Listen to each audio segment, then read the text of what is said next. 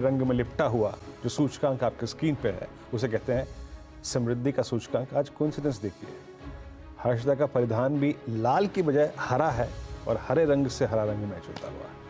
अदाब हर्षदा, ये संजोग कैसे हुआ है? ये बाय अक्सर लाल पे डिफॉल्ट होता था ये।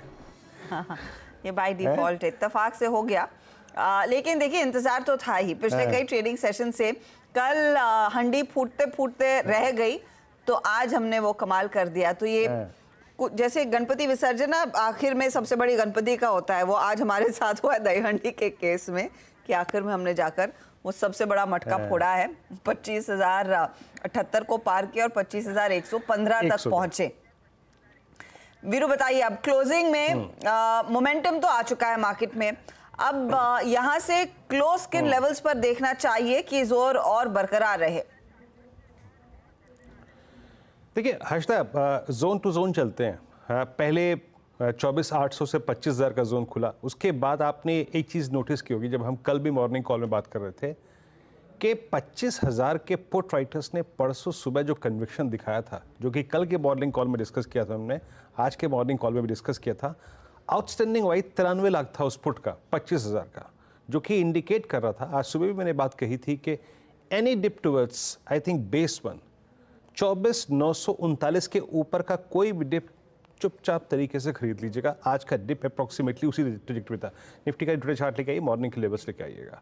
तो वो डिप आया, 25,000 के ऊपर जाने में कोई दुविधा नहीं थी। दुविधा थी बस वो साइकोलॉजिकल लेवल दैट वाज 25,078, 25,078।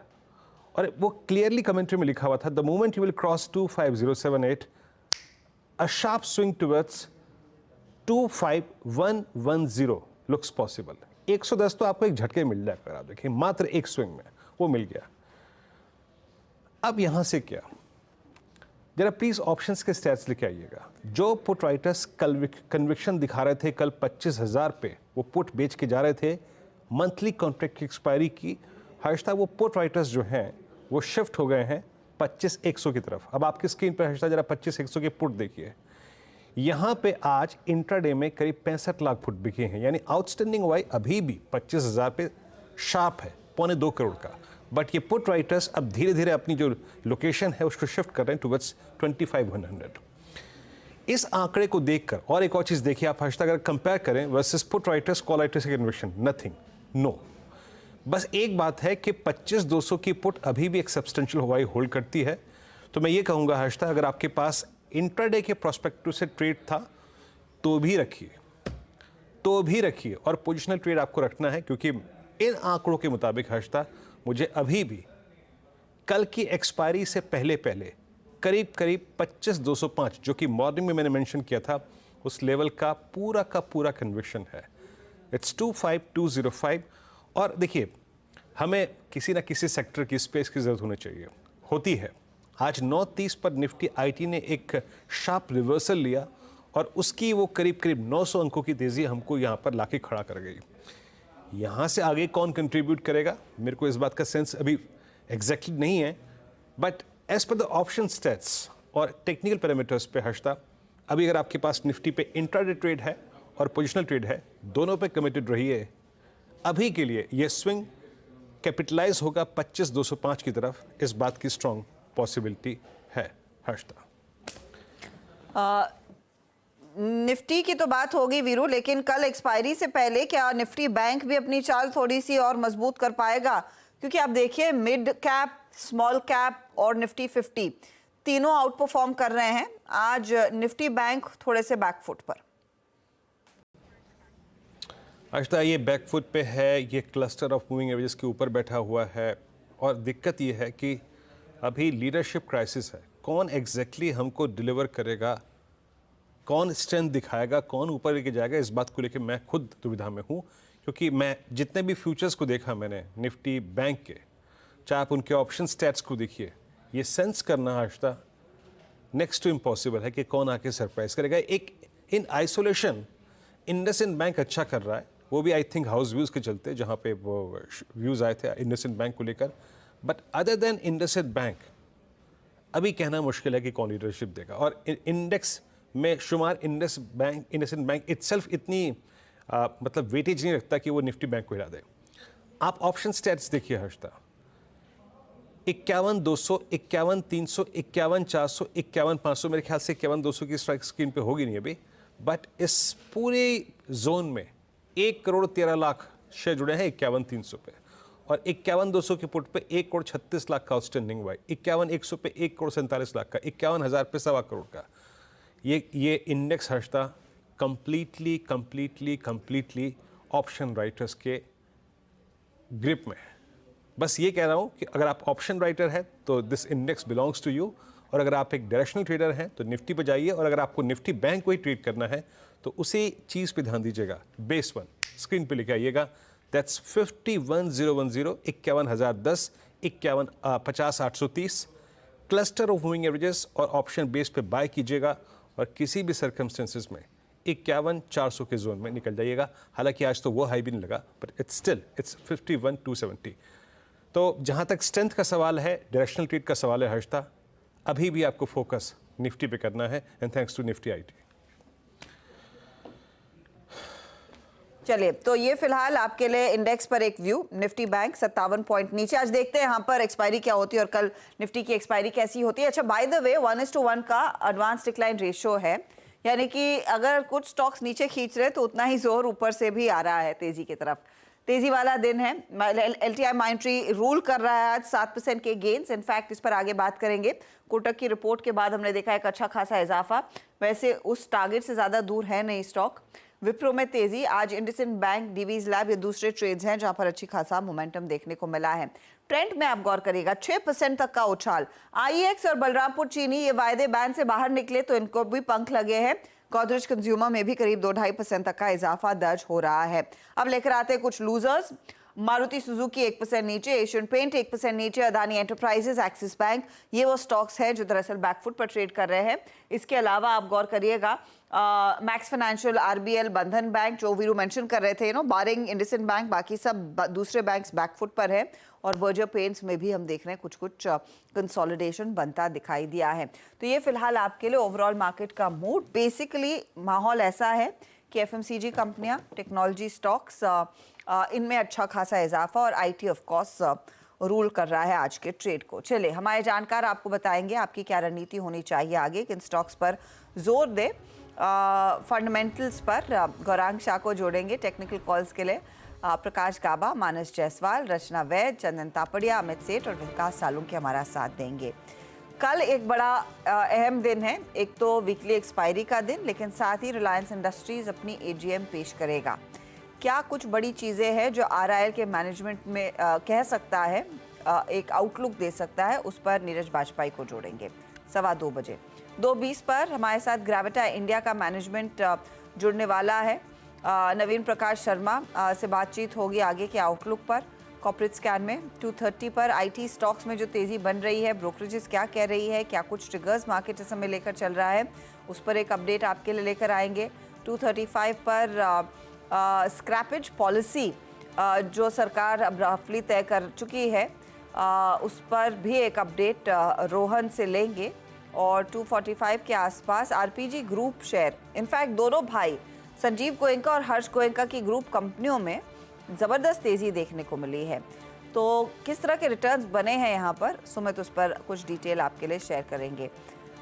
2:50 के आसपास अल्फा एक्यूरेट एडवाइजर्स के MD राजेश कोठारी से होगी बातचीत। फिर डीलिंग रूम का जायजा, BTST क्लोजिंग की तरफ बढ़ेंगे। चलिए, तो ये है क्रम आज इस कार्यक्रम का। निफ्टी और एक स्विंग देके towards day high, it's 25120। Prakash sir नमस्कार, आप सभी पैनलिस्ट को नमस्कार। पहले आपकी कॉल सर, क्या पिक कर रहे हैं आप? वीरू, स्टॉक जो मैंने चुना है इस वक्त वो है बजाज ऑटो। इसमें तेजी है, करीब 4-5 दिन से हम देख रहे हैं। ट्रेड कर रहा है 10,682 पर। 10,600 का स्टॉप लगाना चाहिए, 82 रुपीज का, और उसको छोड़ देना चाहिए। मुझे लगता है 10,800 तक जा रहा है। मैटर ऑफ टाइम वहां तक जाना चाहिए। बजाज ऑटो स्पिल ओवर हो सकता है, possible, but yes, Bajaj auto looks good. में तेजी का ट्रेड इस समय पकड़ा जा रहा है गाबा जी की तरफ से। रचना जी, गुड आफ्टरनून, आपका ट्रेड क्या रहेगा? जी गुड आफ्टरनून। मेरी तरफ से जो ट्रेड रहेगा at this point in time will be doctor Reddy's. Doctor Reddy's के हम सितंबर के फ्यूचर्स को लॉन्ग करेंगे। और जहां तक सितंबर के फ्यूचर्स की बात है तो फिलहाल 7024 के करीब है। और यहाँ पे हम अगर 6970 का एसएल लगाएंगे तो अपसाइड में हमारा टारगेट 7120 एंड 7140 होगा। ओके डॉक्टर एडीज, बाय ट्रेड है आपका। विकास, गुड आफ्टरनून, आपका ट्रेड इस वक्त का? देखो, मुझे आज कल भी मैंने डिस्कस किया था लॉरेस लैब, यहाँ पे एक ब्रेकआउट देखने मिला है डेली चार्ट पे। तो लॉरेस लैब अभी भी मुझे अच्छा लगता है यहाँ पे, और बड़ा यहाँ पे मोमेंटम कैरी करते हुए देखने मिलेगा आगे आते हुए कुछ दिनों में। तो लॉरेस लैब यहाँ पे बाय करना है 478 के टारगेट के लिए। नीचे में जो स्टॉप लॉस देखने मिलेगा 450 के नीचे का, 448 के आसपास का एक स्टॉप लॉस लगा के लॉरेस को यहाँ पे बाय करना है। अगर ओवरऑल चार्ट स्ट्रक्चर देखो तो मोमेंटम इंडिकेटर आरएसआई भी यहाँ पे पॉजिटिव क्रॉस ओवर दिखा रहा है। तो मुझे लगता है 1 से 2 दिन में एक अच्छा मोमेंट कैरी करते हुए देखने मिलेगा। और लास्ट के जो हाफ एन आवर है वहां पे मुझे लगता है इस काउंटर में ज्यादा मोमेंट देखने मिल सकता है विद वॉल्यूम के साथ। तो लॉरेस लैब यहाँ पे बाय कॉल रही। लॉरेस लैब पर एक बाय कॉल। और लॉरेस लैब में हमने देखा पिछले आधे पौने घंटे में एक बहुत तगड़ा मोमेंटम देखने को मिला है, 1.1% तक का इजाफा ये स्टॉक आपको दिखा रहा है। अच्छे वॉल्यूम्स के साथ तेजी हो रही है, 478 तक का टारगेट रहेगा। मानस, आफ्टरनून, आपका ट्रेड? नमस्कार जी। तो देखिए, डीवीज लैब में खरीदारी करेंगे। काफी समय से 5000 के आसपास रेजिस्टेंस फेस कर रहा था स्टॉक, लेकिन आज 5000 का आंकड़ा ब्रीच हुआ है। काफी बेहतर वॉल्यूम देखने को मिले हैं। करंट लेवल्स पे डीवीज लैब में खरीदारी करनी है। 4974 के स्टॉप लॉस से खरीदारी करेंगे और 5275 5275 के टारगेट सेट करेंगे डीवीज लैब में। ये कैश लेवल्स है। अगर ऑप्शन में ट्रेड लेना चाहें तो 5100 वाला 5100 का कॉल ऑप्शन ले सकते हैं। सितंबर मंथ का 158 के आसपास ट्रेड हो रहा है। इसमें स्टॉप लॉस आपको 99 रुपीज के नीचे लगाना है और टारगेट 275 के सेट करने हैं। Okay, Divi's lab. अब चलते हैं अमित जी के पास। अमित जी, आपका trade? Good afternoon Viren ji, good afternoon Harshita ma'am and everybody on the panel. Viren ji, इस समय का ट्रेड रहेगा एमसीएक्स में हम काफी अच्छी स्ट्रेंथ देख रहे हैं। 2 दिन का इसमें रेस्ट था ऑन वेरी लो वॉल्यूम्स, और आज हम वापस इसमें एक 52 वीक हाई का अपटेक देख रहे हैं। रिलेटिव स्ट्रेंथ इस काउंटर में काफी स्ट्रॉन्ग है। 4965 का प्राइस है, इसे बाय करें for a target of 5050 and 5100। Stop loss रहेगा 4900 पर। तो 5000 5050 के लिए एक मौका एमसीएक्स में बन रहा है, एक अच्छा खासा मोमेंटम इधर। गौरांग, नमस्कार, बताइए आप इस समय क्या आप ट्रेड लेंगे? धन्यवाद हर्षदा जी, आपका सभी को शुभ दिन और सादर प्रणाम हमारे तरफ से। इंडसइंड बैंक का विकल्प ढूंढा है हमने, निजी क्षेत्र की बैंक, और बुनियादी तर्क के आधार पर 1800 के तरफ जाने की तैयारी कर रहा है, ऐसा हमें लग रहा है। ये मैं लंबी अवधि की बात कर रहा हूँ। और एक दायरेबंद कारोबार हुआ था मेरे ख्याल से 1350 1380 के बीच में काफी समय तक। अब थोड़ी देर करके उभरने का प्रयास कर रहा है। तो अगर समय की पाबंदी नहीं है तो आप यहाँ पर बिल्कुल निवेश कर सकते हैं। ओके, तो इंडसइंड बैंक में एक मौका तेजी का गौरांग ने दिया है। गौरांग, 2 स्टॉक्स मैं इस पर आपसे राय लेना चाहूंगी, और ये हमेशा हुआ है जब भी निफ्टी 50 में बड़े बदलाव हुए हैं, जो स्टॉक निकल रहा है हम कहते हैं उसका बस बॉटम आ चुका, अब यहाँ से तेजी पकड़ेगा। LTI माइंट्री इंडेक्स से बाहर जाएगा, आज 7% के गेंस है। डीवीज लैब, जिसका जिक्र मानस कुछ देर पहले कर रहे थे, आज यहाँ पर भी 3.5% तक की तेजी देखने को मिल रही है। ऐसे फंडामेंटली लेकिन आप बताइए क्या बदलेगा इन कंपनियों में, बारिंग दिस टेक्निकल कारण जो आप कह सकते हैं टोटका ही है, अब इंडेक्स से बाहर हो रहा है तो तेजी आएगी। और ये टोटका ही रहना चाहिए हर्षदा। मेरे ख्याल से ये आवागमन जो होता है सूचकांक में अलग अलग कंपनियों का, इससे कंपनी के कामकाज के ऊपर मैं बार बार यही कहता हूं हमारे चैनल के माध्यम के द्वारा कि ठीक है, अगर कोई कंपनी आती है तो उसमें कुछ बाइंग आ जाती है, और वो मेरे ख्याल से एक दिन या फिर उस समय तक ही ज्यादा महत्वपूर्ण रहता है। उसके बाद फिर हम वास्तविकता के और अपना रुख मोड़ लेते हैं और फिर देखते हैं कि कंपनी, तो अर्षदा यही है कि अगर कोई कंपनी आती है तो उसमें थोड़ी बहुत फंड बाइंग आती है, थोड़े ऊपर की तरफ के दायरे, और जो कंपनी का निकास होने वाला होता है उसमें बिकवाली होती है, क्योंकि अनिवार्य है, जो नियम है उसके हिसाब से बड़े बड़े निवेशक जो है उसी तरीके से कामकाज करें। और LTI माइंट्री पर तो मेरे ख्याल से ये 4500 से निरंतर हम राय दे रहे हैं, LTI माइंट्री पर, और इसकी एक दूसरी कंपनी है L&T समूह की, L&T टेक्नोलॉजीज। ये दोनों पर ही लंबी अवधि से हम निवेश की राय दे रहे हैं हर्षदा। तो ये एंट्री एग्जिट को लेकर के तो मैं ज्यादा चिंतित होता ही नहीं हूँ, क्योंकि केवल मात्र कुछ समय के लिए हरकत में आते हैं और फिर वास्तविकता की तरफ मुड़ जाते हैं। जी LT टेक्नोलॉजी सर्विसेज आपकी स्क्रीन पे इस वक्त 5689 पे। आज सुबह दोपहर भी हम इस पे जो हाउस व्यूज थे उसको डिस्कस कर रहे थे। काउंटर बहुत क्लोज है अपने करियर की ऑल टाइम हाई ट्रैजेक्टरी के पास। खैर, अगर थोड़ा देर के लिए IT से बाहर निकले, कुछ ट्रेड्स को स्पॉट कर लेते हैं, क्योंकि निफ्टी में अभी भी एक स्विंग आ रहा है। निफ्टी अब करीब 25,122 पे आ चुका है, डे हाई पर 105 अंकों पर। निफ्टी बैंक वही रेस्ट्रिक्टेड जोन में है अभी भी, बट अभी तक निफ्टी बैंक ने कोई मीनिंगफुल स्विंग नहीं दिया है। याद रखिएगा 51,300 करीब 1.25 करोड़ कॉल का जोन है यहाँ पर। एक बार आप लेके आइएगा, अगर अवेलेबल हो, कैनफिन होम्स की 880 की स्ट्राइक की कॉल ऑप्शन सितंबर की। और कुछ ट्रेड्स मैंने जो सुबह डिस्कस किए थे उसमें ये भी शुमार था। 19 जुलाई 2024 के बाद की सारी ट्रेजेक्टरीज और स्पेशली 29 जुलाई का हाई क्रॉस करता हुआ। अमित जी जरा इस ट्रेड को देखिएगा, कैनफिन होम्स कितना प्रिपेयर्ड है ये स्टॉक एटलीस्ट 9-10 तक का स्विंग देने के लिए। ये कॉल सिर्फ मैंने रीडिंग के लिए रखी है। यहाँ पे ओपन इंटरेस्ट कोई बहुत सब्सटेंशियल नहीं है, मात्र 48,750 शेयरों का है। कॉल का प्रीमियम 2675। आपका टेक फ्यूचर्स पे और ऑप्शंस पे। जी वीरेन जी, पहले स्टॉक की बात कर लेते हैं। कैनफिन होम का ओवरऑल स्ट्रक्चर काफी पॉजिटिव है। स्टॉक का एक रेजिस्टेंस जोन था लगभग 860-865 के आसपास, स्टॉक ने उसको भी क्रॉस कर लिया है। तो जब ये एक बार क्रॉस हो रहा तो नेक्स्ट लॉजिकल टारगेट्स इसके 895 और 900 के बन रहे हैं। किसी ने अगर स्टॉक में पोजीशन लेनी हो तो that he can take with a stop loss of 865 और टारगेट्स ऑफ 895 एंड 900। और जहां तक कि हमने ये 27 रुपए की कॉल की बात की है, थोड़ी सी लिक्विडिटी कम है, लेकिन अगर ठीक से किसी को मिले तो इसे बाय करें with stop loss of 20 and targets of 40 rupees. जी हाँ, अभी सिर्फ इस स्टॉक पे नज़र रखिएगा। मेरे ख्याल से हाँ, लिक्विडिटी की कमी है। मैंने भी चार्ट खोला, बट रीजनेबल प्राइसेस का मेरे ख्याल से 26-27 के आसपास होगा। मूव जनरेट कर रही है कॉल, नज़र रखिएगा इस पर, मूव अच्छा आ रहा है। MCX ट्रेड रिकमेंड किया जा चुका है, दोबारा रिपीट नहीं करूंगा। सुबह इंडिगो को हमने लिया था, बातचीत की थी अनुज और मैंने, करीब 4790 के 95 के जोन में, 4875। देखिए अभी तो ये चल रहा है 125 रुपये ऊपर है, बट इसने जो होमवर्क किया between first week of May से लेकर लगभग आप समझ लीजिएगा कि 23 अगस्त तक, ये एक टिपिकल फ्लैग का ब्रेकआउट है। ये बहुत एग्रेसिव पैटर्न होता है और इसमें दिमाग नहीं, बस चुपचाप स्टॉप लॉस लगाना होता है। मानस ये एक बहुत बड़े ड्यूरेशन का फ्लैग है जिसका मेरे ख्याल से इम्पैक्ट भी लंबा होगा। आपका अब प्रोजेक्शन क्या बन रहा है इंडिगो पर? देखिए, अगर बिल्कुल आप शॉर्ट टर्म के ट्रेडर हैं तो आपको 5150 के टारगेट सेट करने हैं। वहां तक जा सकता है तो करंट लेवल से करीब करीब 300 रुपए का आपको देखने को मिल सकता है। लेकिन जिस फ्लैग पैटर्न की बात आप कर रहे हैं, मेरे ख्याल से वहां उसके लिए आपको कम से कम 5400 5700 ये दो टारगेट सेट करके चलने हैं। और मैं उम्मीद करूंगा कि आने वाले 1 से 2 मंथ में ये टारगेट अचीव हो जाएंगे।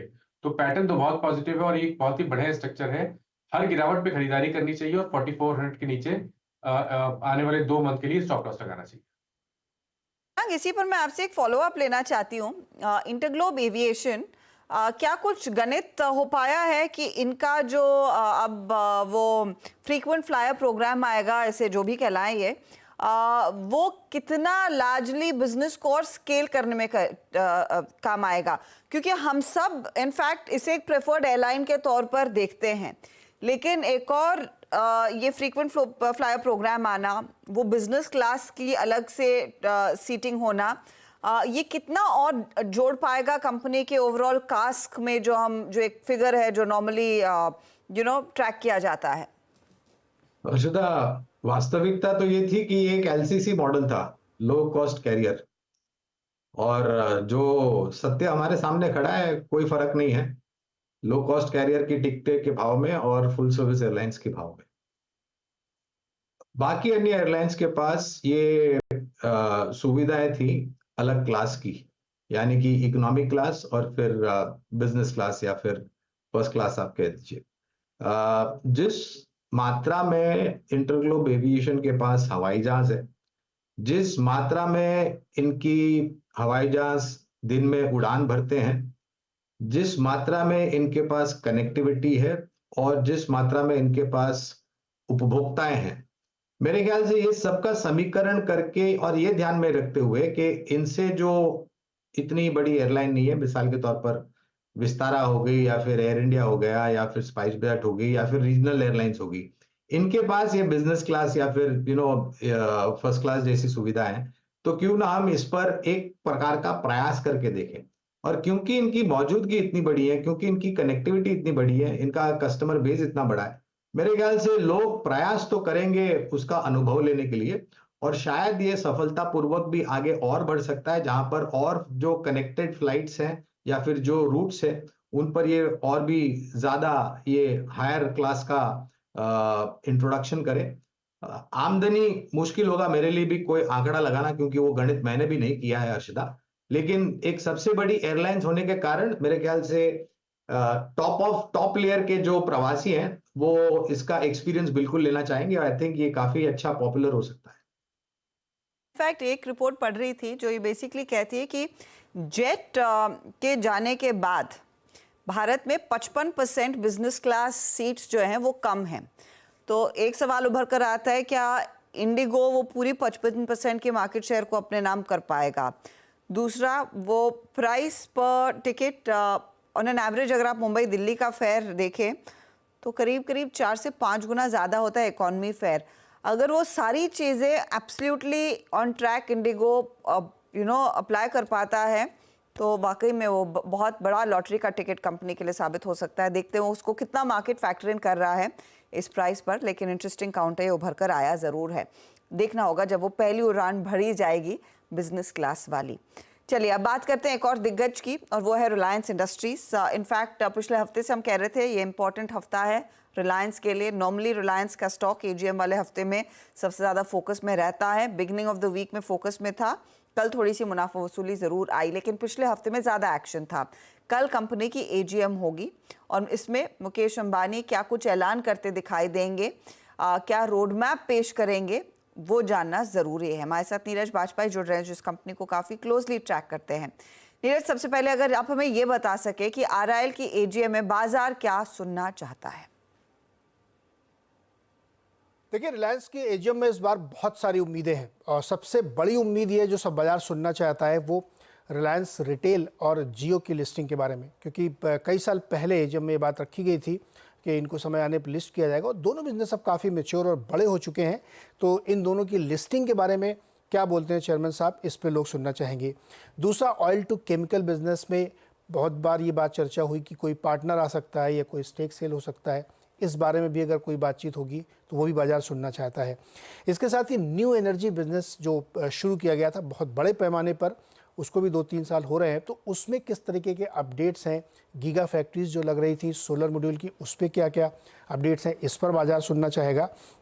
इसके साथ ही नेक्स्ट 5 ईयर्स के लिए क्या विज़न लेके आते हैं, क्योंकि अब जो सक्सेशन प्लान है वो पूरी तरीके से इस्टेब्लिश हो चुका है, तो कैपेक्स पर नज़र रहेगी मार्केट की, और कोई नया इनिशिएटिव्स या कोई नए तरीके के बिजनेस में उतरने का ऐलान हो सकता है क्या, इस पर भी मार्केट ज़रूर सुनना चाहेगा, क्योंकि हर बार जो नए प्लान्स होते हैं एजीएम में वो सामने आते हैं, तो इस बार भी उम्मीद लोग रख रहे हैं। ये दो की बिजनेसेस, इनका इन्फोकॉम वाला और साथ ही साथ रिटेल वाला, लिस्टिंग की क्या स्ट्रैटेजी रहेगी, वो एक चीज़ जो मार्केट डेफिनेटली सुनना चाहेगा।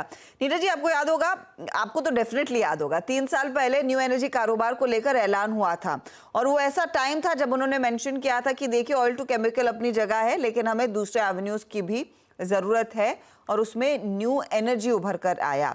इसमें क्या कुछ और नए अपडेट्स आ सकते हैं? देखिए, न्यू एनर्जी बिजनेस में आपको याद होगा कि 75,000 करोड़ के साथ 2022 के एजीएम में ऐलान किया गया था कि गीगा फैक्ट्रीज लगेंगी, हाइड्रोजन फ्यूल सेल बनाए जाएंगे, साथ ही सोलर पावर के लिए इक्विपमेंट्स बनाए जाएंगे। तो गीगा फैक्ट्रीज में शायद ये अपडेट दिया जाए कि दिसंबर से प्रोडक्शन शुरू हो जाएगा, उसमें दोनों चीज़ बनेगी, पैनल भी बनेगा और सेल भी बनेगी, यानी एक कंप्लीट जो सोलर पैनल होता है उसका प्रोडक्शन शुरू हो सकता है। BIS सर्टिफिकेशन ऑलरेडी मिल चुका है। हाइड्रोजन फ्यूल सेल में बात कहाँ तक आगे बढ़ी है, इस पर भी अपडेट यहाँ से मिलेगा। उम्मीद ये की जा रही है कि FY25 के अंत होते होते कमर्शियल प्रोडक्शन में कम से कम सोलर फ्यूल और पैनल ज़रूर उतरता हुआ देखने को मिलेगा। तो इस सेगमेंट में यानी न्यू एनर्जी सेगमेंट में जहाँ पे बहुत बड़ा फोकस था रिलायंस का, वो पूरी तरीके से रडार पे रहेगा। लेकिन इसके साथ ही एक और सेगमेंट है जहाँ ऑलरेडी कंपनी लिस्ट हो चुकी है, जियो फाइनेंशियल सर्विसेज की। वो लिस्ट भी हो चुकी है, कंपनी अलग बन चुकी है, शेयर्स भी आ चुके हैं, लेकिन अभी तक उसके बिजनेस की औपचारिकताएं सामने नहीं आई कि किस तरीके की बिजनेस कंपनी ने शुरू किया है।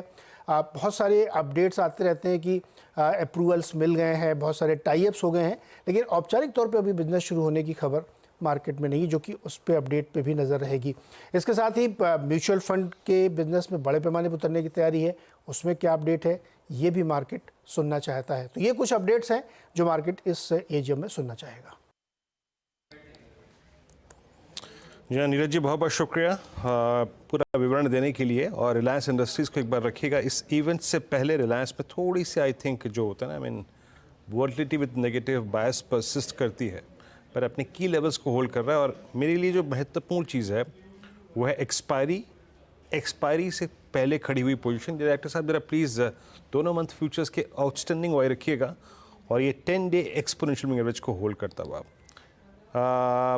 एक सेकेंड, मैं शायद एवरेज गलत पड़ गया यहाँ पे। रिलायंस की प्लेसमेंट कौन से एवरेज पे है? Yes, cluster of moving average से बढ़ा हुआ है, 10 पे, 20 पे और इवन 50 पे। ये है आपका अगस्त फ्यूचर्स और ये है सितंबर फ्यूचर्स। आपकी रीडिंग यहाँ पर क्या है अमित जी? रिलायंस को आप कैसे अप्रोच कर रहे हैं? अगर कोई ट्रेडर है यहाँ पर तो एसएल्स क्या होने चाहिए?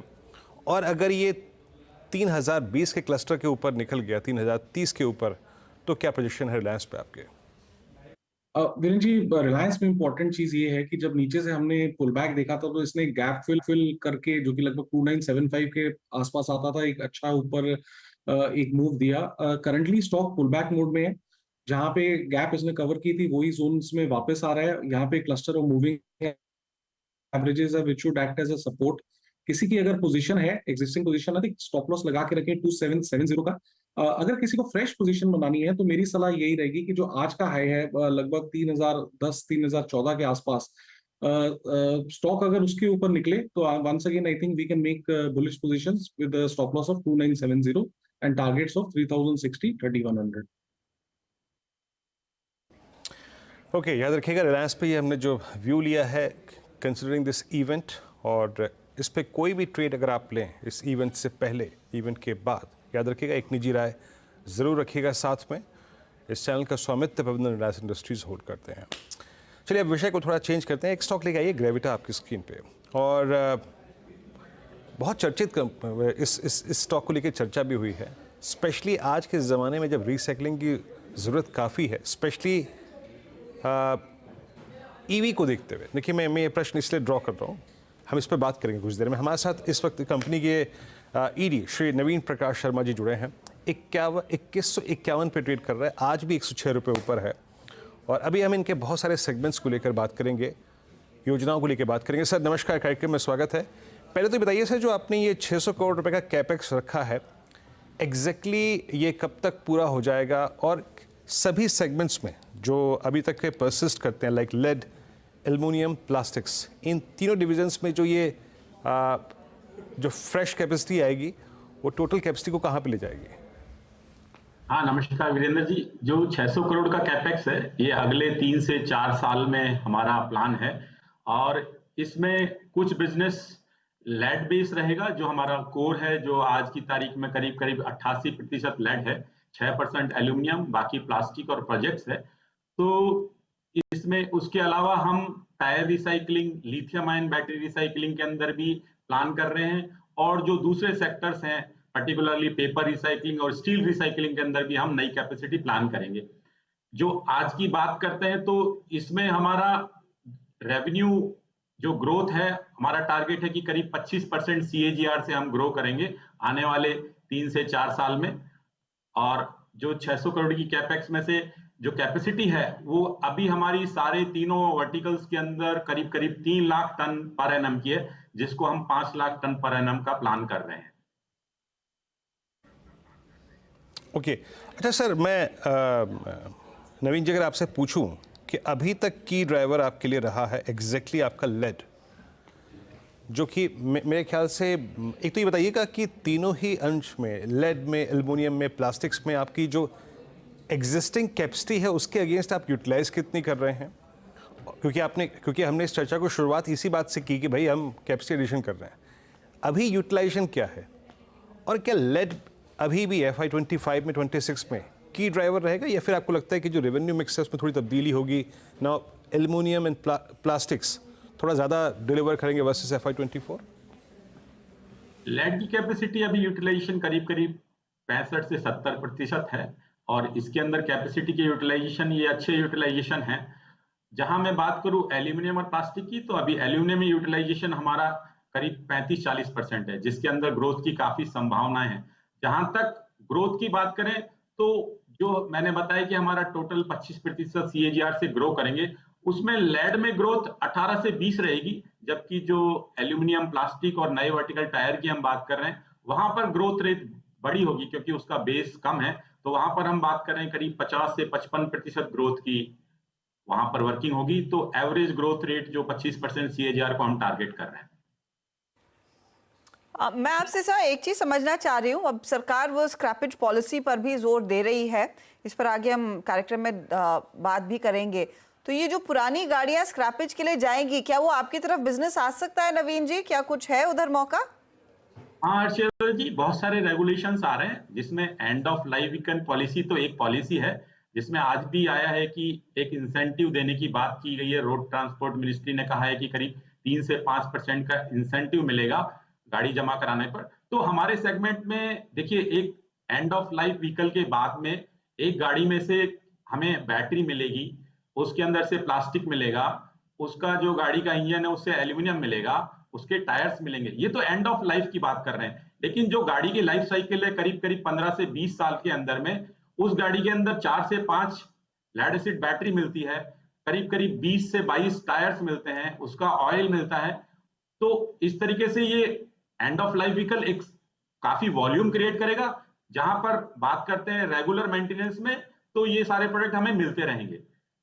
एंड ऑफ लाइफ व्हीकल तो एक पॉलिसी है, उसके अलावा काफी और रेगुलेशंस आए हैं, जैसे battery waste management rule, tyre waste management rule, oil waste management rule. यहाँ पर EPR का एक कॉन्सेप्ट आया है, जहां पर हर प्रोड्यूसर्स को या तो EPR सर्टिफिकेट लेने होंगे जितना वो प्रोडक्शन कर रहा है, बैटरी का, टायर का या प्लास्टिक्स का, या फिर वो रिसाइकलिंग के लिए रिसाइकलर्स को देना होगा। तो उस तरफ काफी काम हो रहा है। इसकी वजह से क्या हो रहा है कि ये एंड ऑफ लाइफ व्हीकल्स या एंड ऑफ लाइफ प्रोडक्ट्स हैं, वो जो अब तक इनफॉर्मल सेक्टर में जा रहे थे, वो फॉर्मल सेक्टर की तरफ आ रहे हैं। इनफॉर्मल सेक्टर काफी बड़ा है, इस सेक्टर में करीब 65-70% का है, तो काफी वॉल्यूम्स आते रहेंगे इस सेगमेंट के अंदर। तो ये सारी पॉलिसी हमें बेनिफिट करने वाली है। मैं सब आपने जो आप न्यू रिसाइकलिंग वर्टिकल्स की बात कर रहे थे, उसमें लिथियम आयन है। अब लिथियम आयन के लिए कितना स्कोप है, कब तक वो कैपेसिटी आती हुई दिखाई देगी, और किस तरह के प्लेयर्स के साथ आप वो काम करेंगे? लिथियम आयन में अभी जो मटेरियल की अवेलेबिलिटी है उसमें आने में समय है। मैं एक्सपेक्ट करता हूं करीब FY27-28 से कुछ मटेरियल आना चालू होगा, लेकिन हम लोग कैपेसिटी इस FY तक कुछ प्लान कर रहे हैं हमारे मुंद्रा लोकेशंस पर। तो अभी जो मेन मटेरियल आ रहा है उसके अंदर आपका मोबाइल या लैपटॉप बैटरी से आ रहा है। EV एक बड़ा सेगमेंट है, क्योंकि इसकी लाइफ ऑफ बैटरी करीब करीब 6 से 7 साल है, और जो मेजर वॉल्यूम EV का आया है वो पिछले 1 या 2 साल में आया है। तो FY27-28 या 28-29 तक वॉल्यूम्स अवेलेबल होंगे। वहां पर हम इसके अंदर से ब्लैक मास एक्सट्रैक्ट करेंगे और आगे रिफाइनिंग करके फाइनल निकिल, कोबाल्ट, लिथियम आदि मेटल्स का उत्पादन करेंगे। और गवर्नमेंट का भी ये क्रिटिकल मिनरल्स के ऊपर काफी फोकस है, क्योंकि आने वाले टाइम में EV एक ऑयली है। हाँ, सही बात है। अच्छा नवीन जी बताऊं, मैं आज से पहले अभी कुछ दिनों पहले एक ऐसी यार दोस्तों की बैठक में था, तो एक बात को लेकर बात छिड़ी कि EV को तो छोड़िए, अभी आप हमारे देश में एक छोटे से छोटे शहर में लगभग 8 से 9 हज़ार तो ई-रिक्शाज रजिस्टर्ड है। ये रजिस्टर्ड जो हैं बता रहा हूँ मैं आपको, इनमें बैटरी कौन सी होती है? क्या वो जो लेड एसिड बैटरीज होती हैं? इनकी रिसाइकलिंग कहाँ हो रही है, कैसे हो रही है, कब होगी, उसका बिजनेस किसके पास आएगा?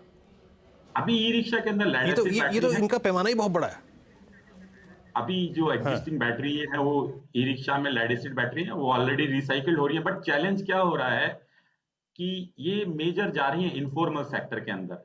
तो जो मैंने बताया कि आज की तारीख में एंड ऑफ प्रोडक्ट्स जो हैं वहां पर वो कलेक्ट होके जब आते हैं पूरे चैनल से, उसके अंदर दो इश्यू हैं। एक रेगुलेशंस, जैसे मैंने बताया कि ईपीआर आने से प्रोड्यूसर्स को वो मटेरियल को फ्लो करना। दूसरा टैक्सेशन बहुत बड़ा इशू है। मैं बताऊंगा कि इसके अंदर 18% जो जीएसटी है वो मटेरियल्स के इनवॉइस नहीं होते। फेक इनवॉइस इस सेक्टर के अंदर बड़ा इशू है, जो फॉर्मल सेक्टर के लिए बड़ा चैलेंज है। एक खुशी की बात यह है कि कहीं ना कहीं मिनिस्ट्री ऑफ फाइनेंस ने इसको अभी फोकस किया है और रिसाइकलिंग इंडस्ट्री अभी अप्रोच कर रही है और जीएसटी काउंसिल में शीघ्र ये मुद्दा आएगा। और एक नया आइडिया दिया गया है कि क्यों ना इसके ऊपर में रिवर्स चार्ज मैकेनिज्म लगाया जाए, और वो भी अंतिम स्टेज पे लगाया जाए, जहां पर ये स्क्रैप कबाड़ी से होते हुए, ट्रेडर से होते हुए फाइनल रिसाइकलर के पास आए, तो रिसाइकलर खुद रिवर्स चार्ज में उसका टैक्स जमा करे। इसके कुछ सेक्शन है, सेक्शन 9(3) और सेक्शन 11(2), वहां पर कुछ अमेंडमेंट की बात हो रही है और पूरा मुद्दा रिसाइकलिंग इंडस्ट्री इस पे उठा रही है, और शीघ्र ही आपको जीएसटी काउंसिल में इसके ऊपर काम होगा। और मैं बता रहा हूं कि यदि ये हो जाता है तो करीब करीब 1 लाख करोड़ का पर एनम जो स्क्रैप है, डिफरेंट फेरस, नॉन फेरस, वो फॉर्मल सेक्टर में जाएगा, और करीब करीब सरकार को भी 20 से 22 हजार करोड़ का रेवेन्यू आएगा। क्योंकि आप देखेंगे पिछले 7 सालों में हर साल करीब करीब 15-18 हजार करोड़ का फेक इनवॉइसी का बड़ा इशू चल रहा है। तो हम देख रहे हैं कि ये फॉर्मल सेक्टर के लिए बड़ी जीत होगी यदि टैक्सेशन, क्योंकि दूसरी तरफ रेगुलेशंस चेंज हो गए हैं लेकिन टैक्सेशन साइड में अभी बड़ा काम हो रहा है, क्योंकि बिना कमर्शियल बेनिफिट के फॉर्मल सेक्टर काम नहीं कर पाएगा। तो आशा है कि ये दूसरी तरफ एनवायरमेंट रेगुलेशंस और एक तरफ फाइनेंशियल चेंज जीएसटी के अंदर, जैसा मैंने बताया, ये दोनों मिलकर इस सेक्टर को काफी बड़ा करने वाले हैं। तो बड़े बड़े रिफॉर्म्स आगे देखने को मिलेंगे। मैं आपके नंबर्स पर एक वेरी क्विक कॉल फाइनली लेना चाहती हूँ नवीन जी। मैं आपके Q1 के नंबर्स देख रही थी, रेवेन्यू में इजाफा है, आपका इबिट्टा भी बढ़ा है, मुनाफे में भी ग्रोथ आई है, लेकिन मार्जिन थोड़े से दबाव में आए। कोई खास वजह? वो 11.5% जो पिछले क्वार्टर में थे 10.3% के आसपास आए हैं इस क्वार्टर में। कुछ खास चीज जो ड्रैग कर रही है मार्जिन्स को? नहीं, ऐसा कोई मार्जिन नहीं। कभी कभी एक क्वार्टर के अंदर परफॉर्मेंस में चेंज आ जाती है, बट ओवरऑल हमारे मार्जिन, जैसा हमने बताया कि हर साल प्रॉफिट के मार्जिन 35% से ग्रो करने वाले हैं, और जो परफॉर्मेंस हम लगातार पिछले 10 सालों से दे रहे हैं वो कंटिन्यू रहेंगी। और अभी जैसा कि क्योंकि शुरू में जो हमने कैपेक्स किए हैं वहां से जो नई कैपेसिटी आती है तो थोड़ा प्रेशर जरूर रहता है, लेकिन जैसे ही वो कैपेसिटी अपना फुल फ्लेजेड में काम करेगी तो कॉस्ट, जो फिक्स कॉस्ट है वो कम हो जाएगी और मार्जिन्स वापस से गेन कर लेंगे नेक्स्ट क्वार्टर के अंदर, आने वाले क्वार्टर्स में। बहुत बहुत शुक्रिया हमारे लिए समय निकालने के लिए Naveen ji, and good luck to you. एक शानदार परफॉर्मर ये स्टॉक रहा है और आज भी देखिए बात करते करते लगभग 5% तक के गेन्स देखने को मिले हैं। इस पर कोई आपकी कवरेज है क्या रचना जी, ग्रेविटा इंडिया? ग्रेविटा इंडिया का चार्ट मैंने स्टडी करा है, एंड मेरे हिसाब से इसकी पोजीशनिंग यहाँ पे काफी बेहतरीन है। और अगर कोई शॉर्ट टर्म के हिसाब से प्ले करना चाहे तो यहाँ पे 2100 के एसएल के साथ एक पोजीशन बनाई जा सकती है, जो ऊपर वाली साइड पे अगर आप 2 to 3 वीक्स होल्ड करने के लिए रेडी है तो 2400 तक जा सकता है, 2400 2420 तक का नंबर दिखा सकता है। और अगर कोई पोर्टफोलियो में ऐड करना चाहता है for a very long term, medium to long term, तो उनको एक पुल बैक का इंतजार करना चाहिए, करीब करीब 2000 या तो उसके नीचे अगर ये मिलेगा तो, और तब इसमें एक इन्वेस्टमेंट की अपॉर्चुनिटी बनेगी। पर ट्रेडिंग की अपॉर्चुनिटी फिलहाल भी अवेलेबल है and it is nicely placed. फिलहाल एक आउट परफॉर्मर स्टॉक आपकी स्क्रीन पर। चले अब थोड़ा सा गियर शिफ्ट करते हैं और टेक्नोलॉजी कंपनियों की तरफ जाते हैं, क्योंकि निफ्टी आईटी कल भी हम कह रहे थे देखिए रिकॉर्ड हाइस पर ही है, आज इसने नया शिखर छुआ, उसके ऊपर परसिस्ट कर रहा है। अब क्या कारण है कि आईटी स्टॉक्स में अच्छा एक्शन देखने को मिला है? कुछ ब्रोकरेज रिपोर्ट्स भी आई हैं, उसमें किन टारगेट्स पर दरअसल कंपनियां काम कर रही है, इस सब के लिए कंचन हमारे साथ है एक अपडेट के लिए। कंचन बताइए क्या वजह है निफ्टी आईटी जो फिर से आसमान छू रहा है? तो निफ्टी आईटी ने आज ऑलरेडी अपना एक न्यू ऑल टाइम हाई छू लिया है। साथ में यूएस मार्केट में रिकवरी के चलते आईटी शेयर्स के अंदर हमें वापस एक रिवाइवल आता हुआ दिखाई दे रहा है। साथ ही साथ सितंबर में जो फेडरल रिजर्व की तरफ से रेट कट की संभावनाएं हैं वो कहीं ना कहीं बढ़ती हुई नजर आ रही हैं, जिससे डिस्क्रिशनरी डिमांड में हमें एक रिवाइवल आता हुआ दिखाई दे सकता है। मोर ओवर यूएस में बीएफएसआई में टेक स्पेंडिंग में सुधार की उम्मीदें भी जताई जा रही है। अब अगर हम देखें और सेक्टर से कंपैरिजन करें तो हमें हो सकता है कि आईटी सेक्टर के अंदर एक कैचअप रैली भी देखने को मिले। अगर हम इसका कंपैरिजन करें बाकी के सेक्टर से तो निफ्टी ऑटो ने इस साल करीबन 40% का रिटर्न दिया है। निफ्टी फार्मा की बात करी जाए तो यहाँ पे हमें 37% का अपसाइड देखने को मिला है। साथ ही साथ रियलिटी में हमें 32% का अपसाइड देखने को मिला है। निफ्टी पीएसयू में हमें 21% का अपसाइड और निफ्टी आईटी में हमें केवल 20% का अपसाइड देखने को मिला है। तो हो सकता है कि आने वाले टाइम पे निफ्टी के आईटी शेयर्स के अंदर हमें और भी ज़्यादा तेज़ी देखने को मिले। मोर ओवर अगर हम ब्रोकरेज का स्टांस देखें, साथ ही साथ कंपनी की तरफ से जो कमेंट्री आ रही है वो काफ़ी ज़्यादा स्ट्रांग आ रही है। एलटीटीएस की बात करी जाए तो कंपनी ने जो कमेंट्री दी है कन्वर्जन को लेके और पाइपलाइन को लेके वो काफ़ी ज़्यादा सॉलिड नज़र आ रही है और उनका ये भी मानना है कि $2000 करोड़ के रेवेन्यू का टारगेट वो लेके चल रहे हैं आगे चल के, जिसके चलते मोतीलाल ओसवाल ने इस पर खरीदारी की राय दी है और 6300 का लक्ष्य कर दिया है। कोटक ने भी एलटीआई माइंट्री पर टारगेट अपग्रेड करके 6200 का कर दिया है। तो ये सारे के सारे ट्रिगर्स हैं जिनकी वजह से हमें आईटी स्टॉक्स में एक अच्छा खासा अपसाइड देखने को मिल रहा है। ओके, तो ये फिलहाल आपके लिए एक रफ परसेप्शन की क्या तेज़ी बनती हुई दिखाई दे रही है और कितना यहाँ पर पोटेंशियल है। विकास, एलटीआई माइंट्री जो 7% ऊपर और एलटीटीएस जिस पर हम सुबह में भी बात कर रहे थे, इस पर भी एक रिपोर्ट आई और अच्छा खासा रुझान वहाँ पर भी देखने को मिला है। क्या दोनों आप ट्रेड में रखेंगे? जी हर्षदा जी, एलटीटीसी में मैंने ऑलरेडी एक बार रिकमेंड कर चुका और मुझे लगता है कि यहाँ से एक अच्छा अपमूव यहाँ पे देखने मिल सकता है। ऊपर में अभी भी मुझे लगता है कि 6000 के आसपास की रेंज यहाँ पे एलटीटीएस में देखने मिल सकती है। और एलटीआई माइंट्री में अगर बात करूँ तो वीकली चार्ट में जो ब्रेकआउट अभी यहाँ पे देखने मिल रहा है डाउनवर्ड ट्रेंड लाइन का है, जो अगर आप देखोगे तो ऑलमोस्ट 2 साल का डाउनवर्ड ट्रेंड लाइन का ब्रेकआउट आज यहाँ पे 6100 के आसपास देखने मिल रहा है। अगर ये क्लोजिंग बेसिस इसके ऊपर ही सस्टेन करता है तो मुझे लगता है अपसाइड में अभी भी एक पोटेंशियल यहाँ पे देखने मिल सकते हैं 6740 के आसपास, यानी यहाँ से और 400 to 500 पॉइंट अपसाइड का मोमेंटम कैरी कर सकता है। तो दोनों भी काउंटर में मुझे लगता है पॉजिटिव रिजल्ट देखने मिलेगा। नीचे में अभी जो इम्पोर्टेंट सपोर्ट देखने मिलेगा यहाँ पे तो 5870 5840 के आसपास एक यहाँ पे बेस बना चुका है काउंटर, तो ये सपोर्ट से एलटीआई माइंट्री में बाइंग में जोन में जा सकते हैं। 6600 के आसपास की रेंज यहाँ पे अभी भी मुझे लगता है इंटैक्ट हो सकती है। तो दोनों भी काउंटर मुझे कंपैरेटिवली पॉजिटिव लग रहे हैं। ओके, एलटीआई माइंट्री अच्छा, इस आई थिंक वक्त एक ट्रेड और स्पॉट कर लूँ जरा, उस वक्त उसके बाद कुछ और खबरों पे चलेंगे। जरा एक बार इंट्राडे में आप लेके आइएगा सिप्ला और सन फार्मा दोनों रखिएगा, but I think Sun Pharma swing already generate कर चुका है।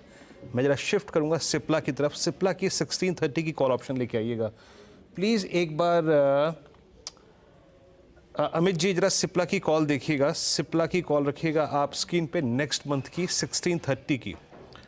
ऑलमोस्ट ये राइजिंग चैनल का ब्रेकआउट है, एक typical inverted head and shoulder का ब्रेकआउट है और 1624 पे अभी अभी देखिए मूव आया और मैं ये ऑप्शन एक्टिविटी मॉनिटर कर रहा था। आपका व्यू इस वक्त सिप्ला पे और इस कॉल पे नेक्स्ट मंथ सितंबर 1630? जी वीरेंद्र जी, आपने बिल्कुल सही कहा। सेक्टर एंड स्टॉक दोनों में काफी अच्छी खासी स्ट्रेंथ है और सिप्ला का पर्टिकुलरली हम देखें तो इसका एक 1610 के आसपास एक रेजिस्टेंस था। स्टॉक उसको क्रॉस कर रहा है। कल के सत्र में थोड़ा सा गिव अप कर दिया था और उसके भी हाई को ऊपर जा रहा है, तो काफी पॉजिटिव स्ट्रक्चर है। यहाँ पे एक छोटा सा स्टॉप लॉस रखेंगे तो भी चलेगा 1610, एक 1% का स्टॉप रखें and target will be around 1660 1675। And as far as the call is concerned, Cipla की 1600 की कॉल से बेटर आई थिंक 1630 की कॉल रहेगी। अगर वो स्क्रीन में आ सकती है तो 1630 की call that will be at the money सितंबर की। जी एक ओके, चलिए ये व्यू आपको सिप्ला पे मिल गया, ठीक है कोई बात नहीं। 1630 की कॉल उसी पे काम चलाते हैं। 1624 पे डे हाई पे ट्रेड करा। निफ्टी थोड़ा सा रिट्रेस हुआ है टुवर्ड्स 25083। एक बार निफ्टी ऑटो इंडेक्स लेके आइएगा। सुबह भी हम बात कर रहे थे स्पेस पे, लेकिन अभी बातचीत करने का जो प्रोस्पेक्टिव है या फिर जो कारण है वो दूसरा है। देखिए अब हम एक ऑलमोस्ट सितंबर मिड के बाद हम एक मतलब श्राद्ध के बाद फेस्टिवल सीजन में एंटर कर जाएंगे और आप शायद अपनी एक गाड़ी भी प्लान कर रहे हो दिवाली के आसपास, लेकिन अगर आप प्लान कर रहे हैं तो अपनी जो एग्जिस्टिंग कार है उसके अगेंस्ट जो मिलने वाला आपका डिस्काउंट है, चाहे वो स्क्रैप पे हो या फिर एक्सचेंज पे हो, वो अतिरिक्त मिल सकता है। खबर ये है कि वो सारी कंपनियां, ऑटो कंपनियां जो है वो सरकार की आई थिंक इस दलील जो कि एक्सचेंज में मिलने वाले डिस्काउंट को थोड़ा बढ़ाने की हो, उस पर अग्री कर चुकी हैं। पूरी खबर को जानते हैं, मेरे ख्याल से रोहन हमारे साथ मौजूद भी हैं इस वक्त। रोहन खुद एक गाड़ी खरीदने वाले हैं, तो रोहन आपको इस बार अतिरिक्त डिस्काउंट मिलेगा क्या? जी, जो भी इस वक्त गाड़ी खरीदना चाहते हैं उनके लिए सबसे अच्छा टाइम है। ऑलरेडी इन्वेंट्री स्टेटस काफ़ी ज़्यादा है, डिस्काउंट काफ़ी ज़्यादा है, फेस्टिव से पहले ही काफ़ी सारे ऑफर्स आ गए हैं। और अगर अभी आप गाड़ी खरीद रहे हैं इसके ऊपर से 2-3% आपको डिस्काउंट मिल जाए तो कोई बुराई नहीं है। तो हुआ ये है कि जितनी कार कंपनियां हैं सियाम के अंडर, वो सभी एक अग्री कर गई हैं सरकार के उस प्रस्ताव पर कि आप स्क्रैपेज के बदले आप थोड़ा अतिरिक्त डिस्काउंट दो। तो कितना मिलेगा? तो अगर आप जो नॉर्मल पैसेंजर गाड़ियाँ हैं उन पर 1.5% तक का जो कैपिंग रहेगी वो 20,000 तक की रहेगी। कमर्शियल गाड़ियों पे थोड़ी ज्यादा है, 3% तक का डिस्काउंट को अग्री की गई है। इसके अलावा जो कंपनियां हैं वो अपनी तरफ से अतिरिक्त डिस्काउंट दे सकती हैं, लेकिन कम से कम इतना तो देंगी ही। अभी 1 साल के लिए पैसेंजर गाड़ियों पर और 2 साल के लिए कमर्शियल गाड़ियों पर अग्रीमेंट हुआ है। इसमें आपको करना क्या होगा कि अगर आप अपनी गाड़ी को लगता है कि इसकी एक्सचेंज वैल्यू बहुत ज़्यादा नहीं है, रीसेल वैल्यू बहुत ज़्यादा नहीं है, तो आपको इसको स्क्रैपेज सेंटर पर ले जाना पड़ेगा। स्क्रैपेज सेंटर आपको अलग से तो उसकी जो कीमत है स्क्रैप की वो तो देगी ही, आप उस सर्टिफिकेट को लेकर जब आप गाड़ी खरीदने जाओगे तो आपको लगभग 1.5-2% का अतिरिक्त डिस्काउंट मिल जाएगा। इस बात पे सहमति बनी है तमाम कार कंपनियों की। इसमें हम आपको बता दें कि ये एक्सचेंज ऑफर से थोड़ा अलग है, क्योंकि यहाँ पे आपको गाड़ियों को स्क्रैप करना है और स्क्रैप के बदले में जो सर्टिफिकेट है उस पर आपको ये मिलेगा। तो ये एक अच्छा, क्योंकि गाड़ी जो भी खरीदना चाह रहे हैं, अगर आपको लगता है कि आपकी गाड़ी की बहुत ज़्यादा वैल्यू नहीं होगी तो आप इस ऑफर का फ़ायदा उठा सकते हो। मर्सिडीज़ ने तो ऑलरेडी कहा है कि वो 20,000 नहीं, वो 25,000 तक वो आपको देंगे। तो आने वाले दिनों में डीलर्स भी आपको अतिरिक्त डिस्काउंट दे सकते हैं। तो स्क्रैप के बदले में थोड़ा सा डिस्काउंट लेने का एक अच्छा टाइम है और इस पर सभी जो कंपनियां हैं, चाहे वो मारुति हुई, टाटा मोटर्स हुई, hyundai हुई या फिर जो तमाम किया हुई, MG मोटर्स हुई, सभी अग्री कर गए हैं और जो आने वाले दिनों में आपको इस पर 2-3% तक का ऑफर मिल सकता है। ये मर्सिडीज वाला क्या बोला आपने? 20 से 25,000 का 25 डिस्काउंट है? 25,000 का उन्होंने फ्लैट कर दिया है कि अगर आप मर्सिडीज बेंज की कोई गाड़ी खरीदते हैं तो आपको 25% तक, 25,000 तक का फ्लैट डिस्काउंट वो लोग देंगे स्क्रैप के बदले में। वो मर्सिडीज वाला 25,000 के हालांकि डिस्काउंट के फेयर में रहेगा नहीं, लेकिन फिर भी गौरांग जी के लिए अच्छी खबर है। बहुत बहुत शुक्रिया आपका रोहन इस पूरी बातचीत के लिए। तो गौरांग जी, इस दीपावली हो जाए। वीरेंद्र जी, आपका हुक्म सर आंखों पर। आप हमें फंड्स ट्रांसफर कर दीजिए, हम मर्सिडीज क्या रोल्स रॉयल्स का लिनन खरीद लेंगे। नहीं, मैं जोमेटो से आपको बिरयानी तो भिजवा सकता हूँ। मैं जोमेटो से आपको बिरयानी भिजवा सकता हूँ, फंड ट्रांसफर नहीं कर सकता मैं। क्या, छोड़िए इस बात को, यही बदलते हैं। लेकिन आते हैं खबर पर। अब आते हैं खबर पर, है ना। खैर, ये एक आई थिंक इस फेस्टिवल सीजन के लिए एक और मतलब जिसे कहते हैं पॉजिटिव ट्रिगर है। बट ओवरऑल गौरांग जी, आपका ऑटो पे व्यू क्या है और अभी इस वक्त ऑटो में चेज क्या कर रहे हैं आप? देखिए, सर्वप्रथम पसंदगी जो काफी लंबे समय से रही है हमारी, वो है टाटा मोटर। और जिस प्रकार से विभाजन की योजना है वीरेंद्र, मेरे ख्याल से एक बहुत ही सकारात्मक सा रुझान का अनुमान है। उसके साथ साथ जो बकाया है बैलेंस शीट पर, जो डेट है, वो भी आने वाले कुछ सालों में शून्य करने की बात करी है।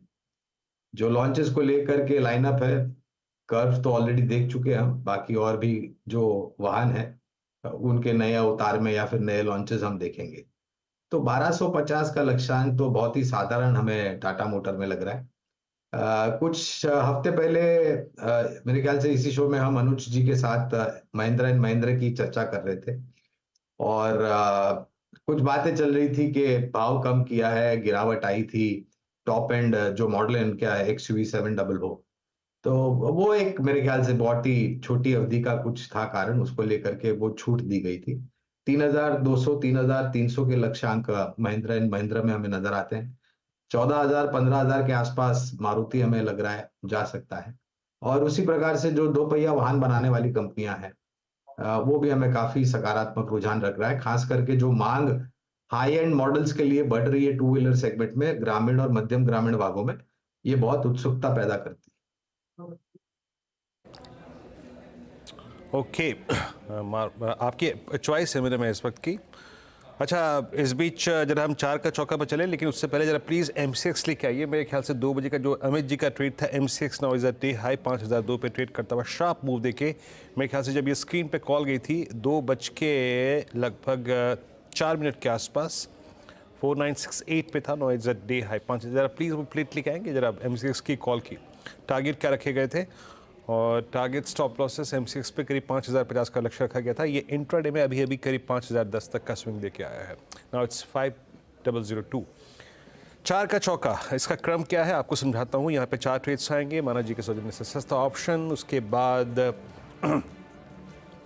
FNO सुपरस्टार रचना जी के सौजन्य से आएगा 4 के चमत्कार अमित सेठ जी, और मिड कैप फंडा गौरांग शाह जी आज रिकमेंड करेंगे। चलते हैं मानस के पास। मानस, आपका सस्ता ऑप्शन ट्रेड। देखिए, सस्ता ऑप्शन के लिए ग्रेनुअल्स के ऑप्शन में खरीदारी करने की राय रहेगी। Eight the money call option लेंगे सितंबर मंथ का ग्रेनुअल्स का, जो कि 700 वाला कॉल ऑप्शन है। 26 रुपए पे ट्रेड हो रहा है, 26 रुपीज पे ट्रेड हो रहा है। इस ऑप्शन में आपको 18 रुपीज के स्टॉप लॉस खरीदारी करनी है और 40 रुपए 40 रुपीज के टारगेट सेट करने हैं। डिस्क्लेमर है कि ये रिकमेंडेशन हमने अपने क्लाइंट्स को भी रिकमेंड किया हुआ है। ओके, तो ये फिलहाल आपके लिए ग्रैनुअल्स इंडिया 700 का कॉल लेकर चलें। रचना बताइए FNO सुपरस्टार।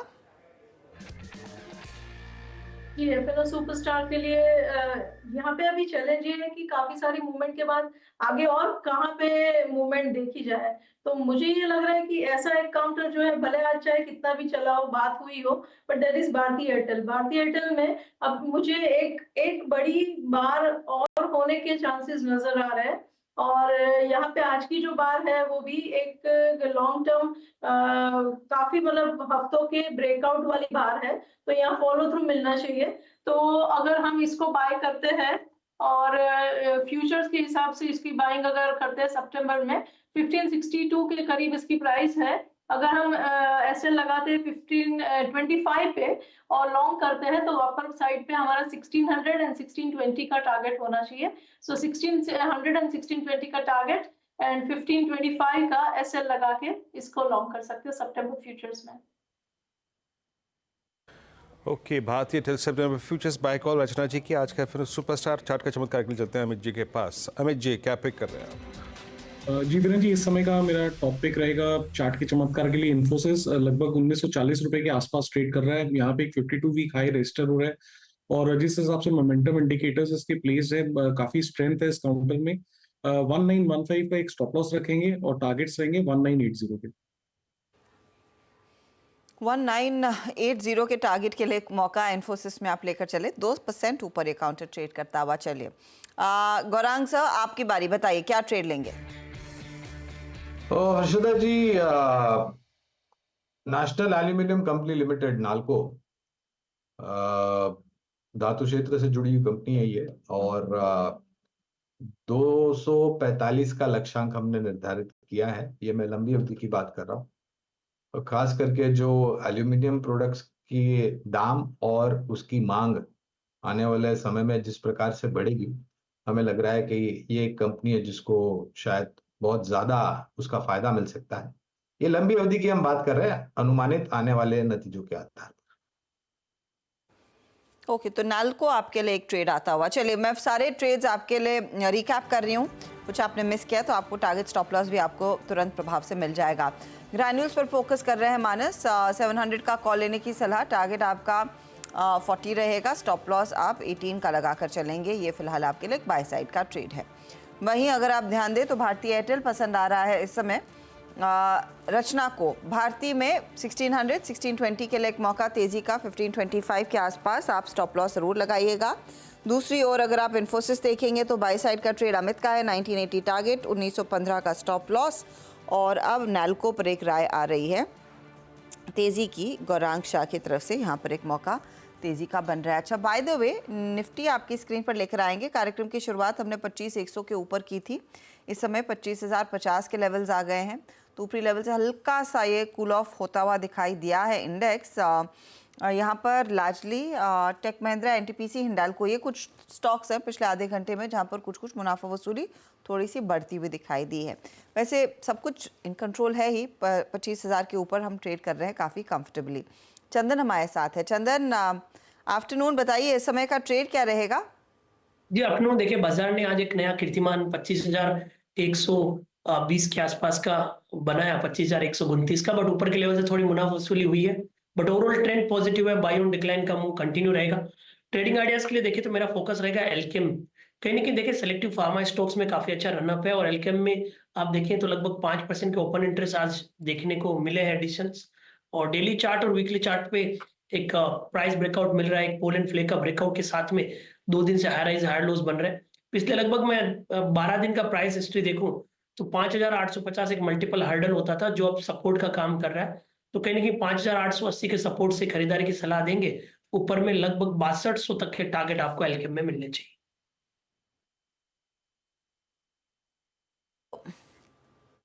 ओके, एल्केम आपकी स्क्रीन पे 6001 पे ये कॉल है। मीनवाइल जैसे कि हर्षिता मेंशन कर रही थी कि निफ्टी थोड़ा रिट्रेस हुआ है। रिलायंस इवेंट से पहले थोड़ा सा बैकफुट पे आया है, करीब करीब 3010 का लेवल था 1 बजे के आसपास इसका, अब करीब करीब 2910 पे, यानी करीब 20 रुपये रिट्रेस जो रिलायंस बड़े इवेंट से पहले हुआ। आई थिंक इस इवेंट की थोड़ी सी अगर आप देखें जो जैसे कहते हैं ना, घबराहट जो है वो होती है। खैर, अब वक्त हो चुका है ऑलमोस्ट 2:55 और ट्रेड्स पूरे हो चुके हैं। कुछ देर में हम बिग मार्केट वॉइसेस की कड़ी की तरफ जाएंगे, लेकिन उससे पहले आपको एक सूचना। इस वीकेंड पे सैटरडे संडे CNBC आवाज़ की खास पहल यानी गुरुकुल, लेकिन गुरुकुल का चौथा चरण, पहले FN गुरुकुल 1, 2, उसके बाद कमोडिटी गुरुकुल, लेकिन जो चौथा चरण है वो है मार्केट गुरुकुल। मार्केट गुरुकुल यानी जिसमें हम फंडामेंटल एनालिसिस, उसके साथ कुछ टेक्निकल्स, कुछ derivatives, IPO, mutual funds, complete जिसे कहते हैं ना, आई मीन इन्वेस्टमेंट जिसे अप्रोच जो आपकी होती है उसको फुलफिल करेगी ये सीरीज़। इस वीकेंड यानी 29 अगस्त को ये लास्ट डेट है रजिस्ट्रेशन प्रक्रिया की, और उसके बाद ये प्रक्रिया बंद हो जाएगी। आप ये QR कोड इसको स्कैन कीजिए अभी भी अगर आप इस कार्यक्रम में जुड़ना चाहते हैं। 2 दिन का वेबिनार, मैं अनुज आशीष होंगे, और साथ ही साथ वो पूरा पैनल जो आपकी स्क्रीन पे कुछ देर में आएगा वो इसमें होगा। विजय केडिया की एक स्पेशल स्पीच, एक छोटा सा उनका एक अंश होगा। उसके बाद पार्थिव से हम फंडामेंटल्स को और IPOs को समझेंगे। हमारे साथ आशीष चतुर्मोता होंगे, हमारे साथ हेमंत ठुकराल होंगे। ये वेबिनार 2 दिन का, और QR कोड स्कैन कीजिए और पूरी विवरण आपके पास वो आ जाएगी, पर्टेनिंग फी स्ट्रक्चर और कोस्ट स्ट्रक्चर। निफ्टी 25,060 पे, और एक बार निफ्टी बैंक भी लेके आइएगा करीब करीब 51,183 पे। और बैकफुट पे क्या आया है? बैकफुट में आने वाले काउंटर्स में ज़रा आप एक बार लेके आइएगा आज मुथूट को। मुथूट इट्स 1955। आपकी रीडिंग इस पर क्या है रचना जी? 1955 लॉन्ग्स कमिटेड रखें या फिर एक बार के लिए प्रॉफिट्स बुक करने चाहिए यहाँ पे? ओके, रचना जी से संपर्क टूट गया। अमित जी, आपका व्यू? जी वीरेन जी, मुथूट का अगर स्ट्रक्चर देखें वीरेन जी, तो आज के सत्र में एक लोअर शैडो इसमें हम देख रहे हैं। स्टॉक ने रिकवर किया लगभग 1930 के लेवल से। ओवरऑल अगर स्ट्रक्चर देखें तो यहाँ पे higher high higher lows create हो रहे हैं। इसका थोड़ा सा रेजिस्टेंस आता है लगभग 1990 के आसपास। इमीडिएट शॉर्ट टर्म के लिए अगर किसी को ट्रेड करना है तो 1940 के स्टॉप लॉस से इसे ट्रेड करें फॉर अ टारगेट ऑफ 2000। एक बार 2000 निकलता है तो फिर यहाँ पे एक अच्छी तेजी बन सकती है। ओके, मुथूट थोड़ा सा बैकफुट पे आता हुआ और करीब करीब 1961 का स्तर यहाँ पर है। चलिए अब एक काम करते हैं, छोटे से ब्रेक का वक्त है, और इंडेक्स जो है वो अपनी जो थोड़ी सी प्लेसमेंट है उसको ऑलमोस्ट कल की एक्सपायरी के पॉइंट ऑफ व्यू से प्लेस करता हुआ, इट्स 25063। दैट मीन्स वो जो 25,100 के कॉलेटर का जोन है वो काम कर रहा है अभी। एक ब्रेक, और ब्रेक के बाद बिग मार्केट वॉइसेस की कड़ी और उस बातचीत को शुरू करेंगे। हमारे साथ इस बातचीत में आज होंगे राजेश कोठारी, MD अल्फाक्यूरेट एडवाइजर्स के, और छोटे से ब्रेक के बाद उनसे खास चर्चा।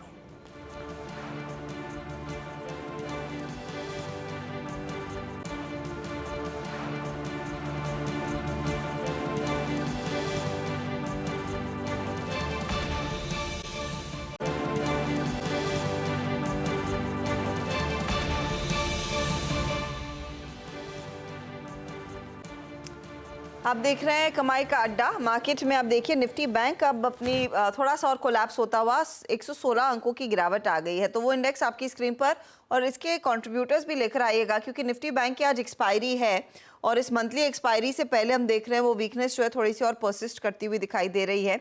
देखते ही इंडेक्स अब 140 पॉइंट नीचे आ चुका है। आप कह सकते हैं ये वो 3 PM फैक्टर हो सकता है, जिसके बाद पोजीशंस क्लियरली तेजी से कटना शुरू हुई हैं। वो कंट्रीब्यूटर्स में आपने देखा था कि मंदी के तरफ ही ज़्यादा ट्रेड्स बैठते हुए दिखाई दिए हैं। आज HDFC बैंक एकदम फ्लैट है, लेकिन लूजिंग एंड पर एक्सिस, SBI, कोटक जैसे काउंटर्स हैं जिनकी तरफ से क्लियरली प्रेशर बढ़ता हुआ दिखाई दिया है। ये इनफैक्ट इस समय ड्रैग कर रहे हैं निफ्टी बैंक को। 150 पॉइंट अब लगभग नीचे आता हुआ ये इंडेक्स। और जो मिड कैप इंडेक्स में भी थोड़ी सी तेज़ी बनी थी वो भी टर्न हो चुका है। अब ये भी करीब 70 पॉइंट नीचे कर रहा है कारोबार। तो ऊपरी लेवल से कुछ प्रॉफिट बुकिंग हो ज़रूर रही है।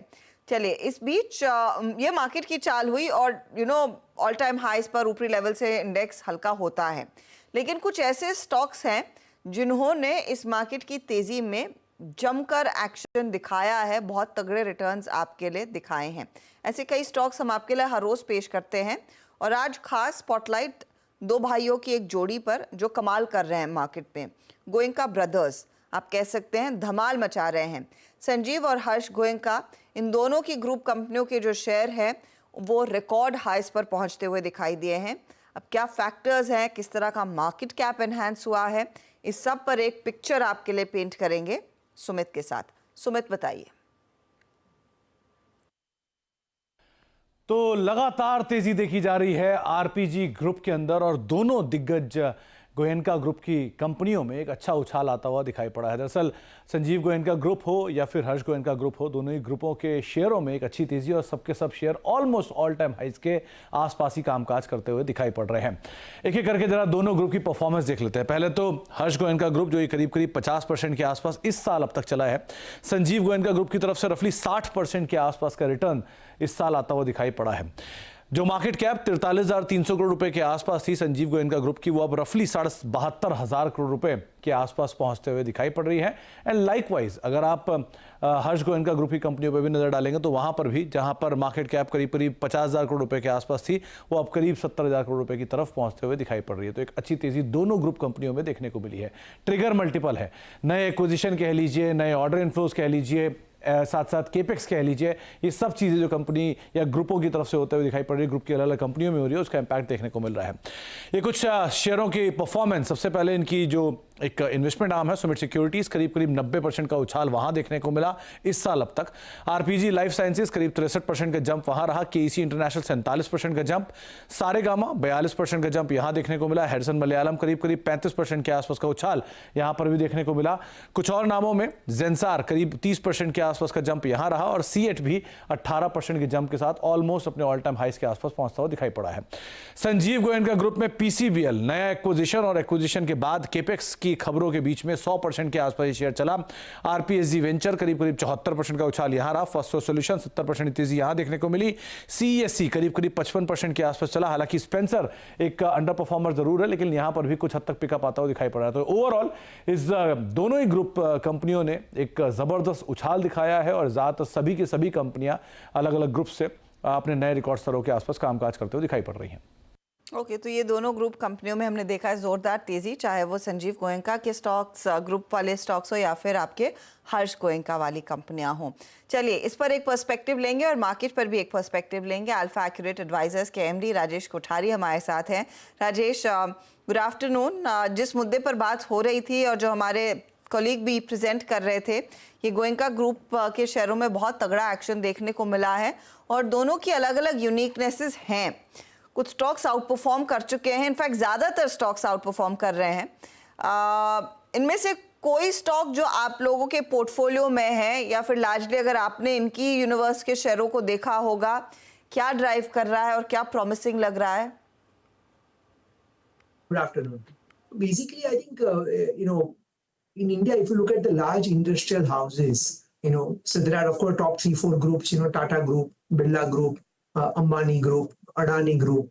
And then there is a second layer, This group also are into our presence with a very strong presence उनकी है पिछले 30, 40, 50 सालों से they have a presence across different verticals. काफी strong इनकी इकोसिस्टम रही है, लेकिन कहीं ना कुछ स्पीड ब्रेकर्स की वजह से ये ग्रुप्स की जो ओवरऑल अगर आप साइज देखोगे, रेवेन्यू देखोगे, प्रॉफिट साइज देखोगे, कैपिटल एक्सपेंडिचर प्रोग्राम देखोगे, तो वो शायद कम रही है कंपेयर टू टीयर 1 ग्रुप, जो मैंने पहले का जो फर्स्ट बकेट कहा वो। लेकिन पिछले लास्ट 2 years particularly 2.5, 3 years से there is a renewed focus by the promoters to expand the business. 2.0 की जर्नी काफी चालू रही है, and I think they are to certain extent also they are successful in building this journey. So undoubtedly both these groups what you have talked about, the Goenka group, they are doing extremely well, and आप उनकी हर company में देखेंगे generally speaking काफी अच्छा प्रदर्शन रहा है in terms of the new growth drivers, the capex plan, expansion plan, and they are no more from their traditional framework. They are ready for the new framework. A lot of management related thing in terms of management practices, in terms of the delegation, in terms of hiring the best of the management, having a very professional approach, and also very disciplined approach in capital allocation, which was sometimes missing, in this kind of groups. That is now the focus of most of these groups. So yes, हमारा भी exposure कहीं रहा है. We are also holding few companies, in this entire breed of the tier 2 industrial groups, be it Goenka group, be it a Kirloskar group, and groups like that. Important ये रहा है, important कि इसमें management का renewed focus, number 1. Number 2, capital allocation decision. Because past में कहीं ना कहीं उस पे questions mark थे, जो basically अभी change हो रहा है. These 2 are major reasons. ये 2 reason की वजह से now there is a renewed growth, higher growth, and उसकी वजह से higher valuations. So that's basically the chain. जो आप सोच सकते हैं from the common investor perspective. That's the chain what we are observing in this type of groups. और काफ़ी इंटरेस्टिंग रिटर्न्स यहाँ पर बनते हुए दिखाई दे रहे हैं। हम आपके सामने रख रहे हैं वो किस तरह के रिटर्न्स ये हर्ष गोयनका ग्रुप की कंपनियों ने कमाए हैं या फिर आगे जो संजीव गोयनका ग्रुप ने भी कमाए हैं। राजेश, एक ब्रॉडर पर्सपेक्टिव अगर मार्केट पर आपसे लूँ मैं, देखिए 25,000 के ऊपर ट्रेड, 25,115 तक की नई ऊंचाई आज हमने छुई है। अब सवाल यही है कि इस तरह के मार्केट में जब हम लाइफ हाइस पर ट्रेड करते हैं, अगर कोई निवेशक अपने एक्सपोजर को बढ़ाना चाहता है, उसकी रणनीति क्या होनी चाहिए? कितना पैसा नया वाला इस समय कमिट किया जा सकता है इन लेवल्स पर, इन वैल्यूएशंस पर? तो सबसे पहले इक्विटी मार्केट में मिनिमम 5 साल का इन्वेस्टमेंट होराइजन रखना जरूरी है। और अगर ये 5 साल का अगर आपके पास अगर इन्वेस्टमेंट होराइजन है, तो ये करंट लेवल पे भी you can go fully on in equity. Means जो भी आपको इक्विटी एलोकेशन करना है, आपका इन्वेस्टमेंट प्रोफाइल देख के, रिस्क रिवॉर्ड प्रोफाइल देख के 100 रुपया अगर इक्विटी में लगाना है तो वेट नहीं करना चाहिए। 5 साल का अगर इन्वेस्टमेंट व्यू है तो इंडिया में ग्रोथ है, इंडिया में अपॉर्चुनिटी है, इंडियन की कॉर्पोरेट बैलेंस शीट बहुत इंप्रूव हो चुकी है। आप अक्रॉस द बॉर्डर देखेंगे, चाहे वो मिड कैप हो, चाहे स्मॉल कैप हो, चाहे लार्ज कैप हो, चाहे मेगा कैप हो, हर जगह कॉर्पोरेट इंडिया की बैलेंस शीट बहुत ही सुधार चुकी है। रिटर्न ऑन नेटवर्थ की बात करें तो जो पहले 12% का था बहुत सारी स्मॉल कैप कंपनीज का, आज 18% तक हम आ चुके हैं। सो इंपॉर्टेंट ये है कि you have to remain bullish, be bullish, but at the same time you have to be away from the companies जहां पे पुअर गवर्नेंस हो या पुअर मैनेजमेंट हो या पुअर ग्रोथ प्रोस्पेक्ट्स हो। So you have to be prudent. So be bullish, be prudent. Highway पे गाड़ी चलाना है, उसमें कोई टेंशन नहीं है, लेकिन सीट बेल्ट पहन के गाड़ी चलानी है, ये जरूरी है। तो सेफ्टी इंपॉर्टेंट है, प्रूडेंस इंपॉर्टेंट है।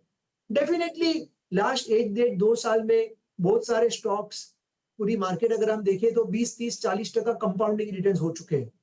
तो अगले 2 साल में शायद 50% कंपाउंडिंग रिटर्न नहीं बनेगा, जरूर से शायद नहीं बनेगा, लेकिन क्या 12, 15, 18, 19, 20% रिटर्न की आवश्यकता है? अगर वो पॉसिबल है, डेफिनेटली ये पॉसिबल है। सो 3 से 5 साल का मिनिमम इन्वेस्टमेंट होराइजन रखिए and keep expectations reasonable. Don't expect कि 3 साल का रिटर्न वापस हम अगले 2 साल में बनाएंगे, ये एक्सपेक्ट नहीं करना चाहिए, लेकिन एक अच्छा सा return compare to any other asset class, India will continue to offer that opportunity. Be bullish, but be prudent. Okay Rajesh ji, अब आते हैं एक और स्पेस पे जिसकी मतलब प्राइस वाइज जो अच्छा मूव दिया है, जिस स्पेस में मैं रिटेल की बात कर रहा हूँ, और हाउस बिज बहुत स्ट्रॉन्ग है। ट्रेंड को अब इंडेक्स में एक नुमाइंदगी मिलेगी। पूरा ये स्पेस, चाहे वो ट्रेंड हो, एवेन्यू सुपरमार्ट हो, इस पर आपका टेक इस वक्त? Please put a disclaimer. We are holding Trent from last few years, and Trent is one of our largest holding for our flagship portfolio, and also for one of our holding for our AAA budding based. We have been bullish on this space, particularly this name, क्योंकि हर space में एक winner है और 4 losers है. So you have to be very, very clear what you actually want to buy. So last 3-4 years, when we bought, this name Trent, we avoided many other companies. And if you look at from the retail perspective, the most important thing in retail is your same store growth. Second is your total volume growth. And third, of course, is your store expansion growth. And चौथा सबसे important है profitability growth. And of course, Trent has done extremely well on all these 4 parameters in last 4 years. But important ये है कि अगले 3, 4, 5, 7 साल में opportunity बहुत बड़ी है, टाइम बहुत बड़ी है, और ट्रेंड की जो सक्सेस सीक्रेट फॉर्मूला जो है वो बेसिकली वो रेप्लिकेट करने हैं। चाहे वो वेस्ट साइड का जो उनका लर्निंग था वो ज़ूडियो में रेप्लिकेट हुआ, और शायद अगले 3, 4, 5, 10 साल में हमें दूसरे 1-2 ज़ूडियो क्या हम उम्मीद कर सकते हैं ट्रेंड से? Possibly yes. So we are extremely bullish on this name and we continue to hold this. Opportunity बहुत बड़ी है, and their strategy in terms of the execution, in terms of inventory, turnout, in terms of the return on capital employed per store, in terms of, the mind share to shelf share and shelf share to consumer wallet share, ये उनका जो conversion का जो उनका पूरा strategy है, that's basically success formula, which it is going to only accelerate. ये जो पूरी retail की जो success की जो एक secret है, वो Trent ने already unreveal कर चुका है, and now they are going to capitalize on it multifold from here on for next 5 years. अच्छा राजेश जी, यहाँ पे एक और बात है। मैं फाइनेंशियल स्पेस में जो नॉन लेंडिंग कंपनियाँ हैं, जिसमें तमाम ब्रोकरेज कंपनियाँ आती हैं, एक्सचेंजेस आते हैं, आपका डिपॉजिटरीज आती हैं, सब ने अच्छा मूव दिया। एक डेवलपमेंट ये भी है कि अब माइट बी NSE का IPO, जो कि अल्टीमेटली शायद that will impact BSE as well. यहाँ पे आप लोगों की प्रेफर लिस्ट में क्या है, और क्या BSE पर थोड़ा सा ट्रिम करना चाहिए अपने आप को? आपका टेक इस पर? Again, please put a disclaimer. We are holding, the 2 exchanges, of this country. One is, of course, BSE, and second is MCX. MCX is, of course, the largest commodity exchange, and BSE is second largest in the equity segment. And we continue to remain positive. हमारा पूरा जो investment thesis है, buy market leaders, correct? Both these companies are market leaders. There are only 2 players market or 3 players market in, this segment across the verticals. So both these are kind of oligopolies. Of course, debt free. Scale is huge. Opportunity is huge. And the profitability, as and when the scale starts and accelerates, your profit growth also accelerates. So, we continue to own these names, and I think they have a bright future. Volatility rahegi, क्योंकि they are also linked to markets to some extent. Volatility will be there, but if you ask my 3 to 5 years view, we are extremely positive on these names. Mister Kothari, हम थोड़ी देर पहले बात कर रहे थे ग्रेविटा India के management से, और वो बेसिकली कह रहे थे कि किस तरह की अपॉर्चुनिटी वहाँ पर है रिसाइकलिंग की, लेकिन रिसाइकलिंग तक पहुँचने से पहले, और स्पेशली लेड बैटरीज और वो बैटरी साइड को लेकर वो काफ़ी ज़्यादा अपॉर्चुनिटी उनके सामने उभर कर आएगी, given ice end of course जो EV का पेनिट्रेशन आएगा। लेकिन यहाँ पर जो पहले प्लेज आते हैं वो Amara Raja and the Exides and the likes के आते हैं। अब यहाँ पर आई अंडरस्टैंड आप लोगों का एक्सपोजर है, लेकिन किस थीसिस पर आप लोग इस समय काम कर रहे हैं? रफली किस तरह के रिटर्न्स अमर राजा या फिर एक्साइड जैसे स्टॉक्स करंट लेवल से गवर्न करते हुए दिखाई देंगे? फर्स्ट इंपॉर्टेंट जो मैंने कहा कि हमारा इन्वेस्टमेंट अप्रोच है, एक 3M इन्वेस्टमेंट अप्रोच है। Market size, market share, margin of safety. तो market size of opportunity is very big. ये जो बैटरी प्लेयर्स हैं उनकी already existing, they are very large players, and it is not कि overnight पूरा ICE का जो कन्वर्जन हो जाएगा EV में, ओवरनाइट होना नहीं है। तो एक स्टेडी कैश काउ बिजनेस है, मार्केट लीडरशिप है, डेट फ्री है, और स्टेडी उसमें से huge cash is generating from the existing business.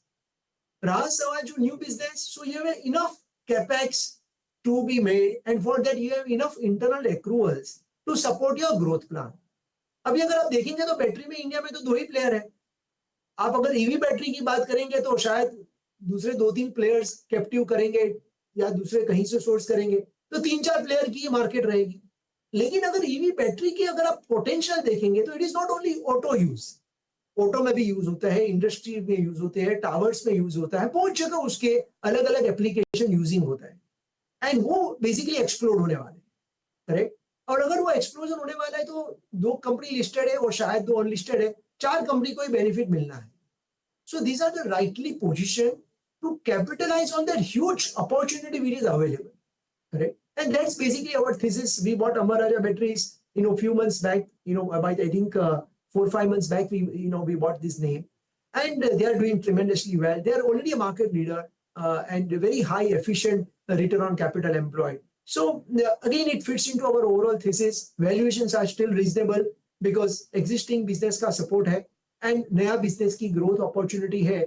वो 10-15% कंपाउंडिंग रिटर्न्स नहीं है. वहां पे जो ग्रोथ अपॉर्चुनिटी वो 2-3-4 टाइम्स 10 टाइम्स की अपॉर्चुनिटी है, करेक्ट, बिकॉज टोटल 100-200-300 गीगावाट की Indian government is talking about it over next 6 years. तो ये 100-200-300 मेगावाट की जो जर्नी है वो करीब शायद 2-3-4 प्लेयर्स ही कैपिटलाइज कर पाएंगे. सब लोग तो एक्सपर्ट है नहीं है इसमें. So that's basically right to win, correct, and their company has a right to win. So that's why basically we are holding this name, and again please put a disclaimer, because we are owning this name for our portfolio clients.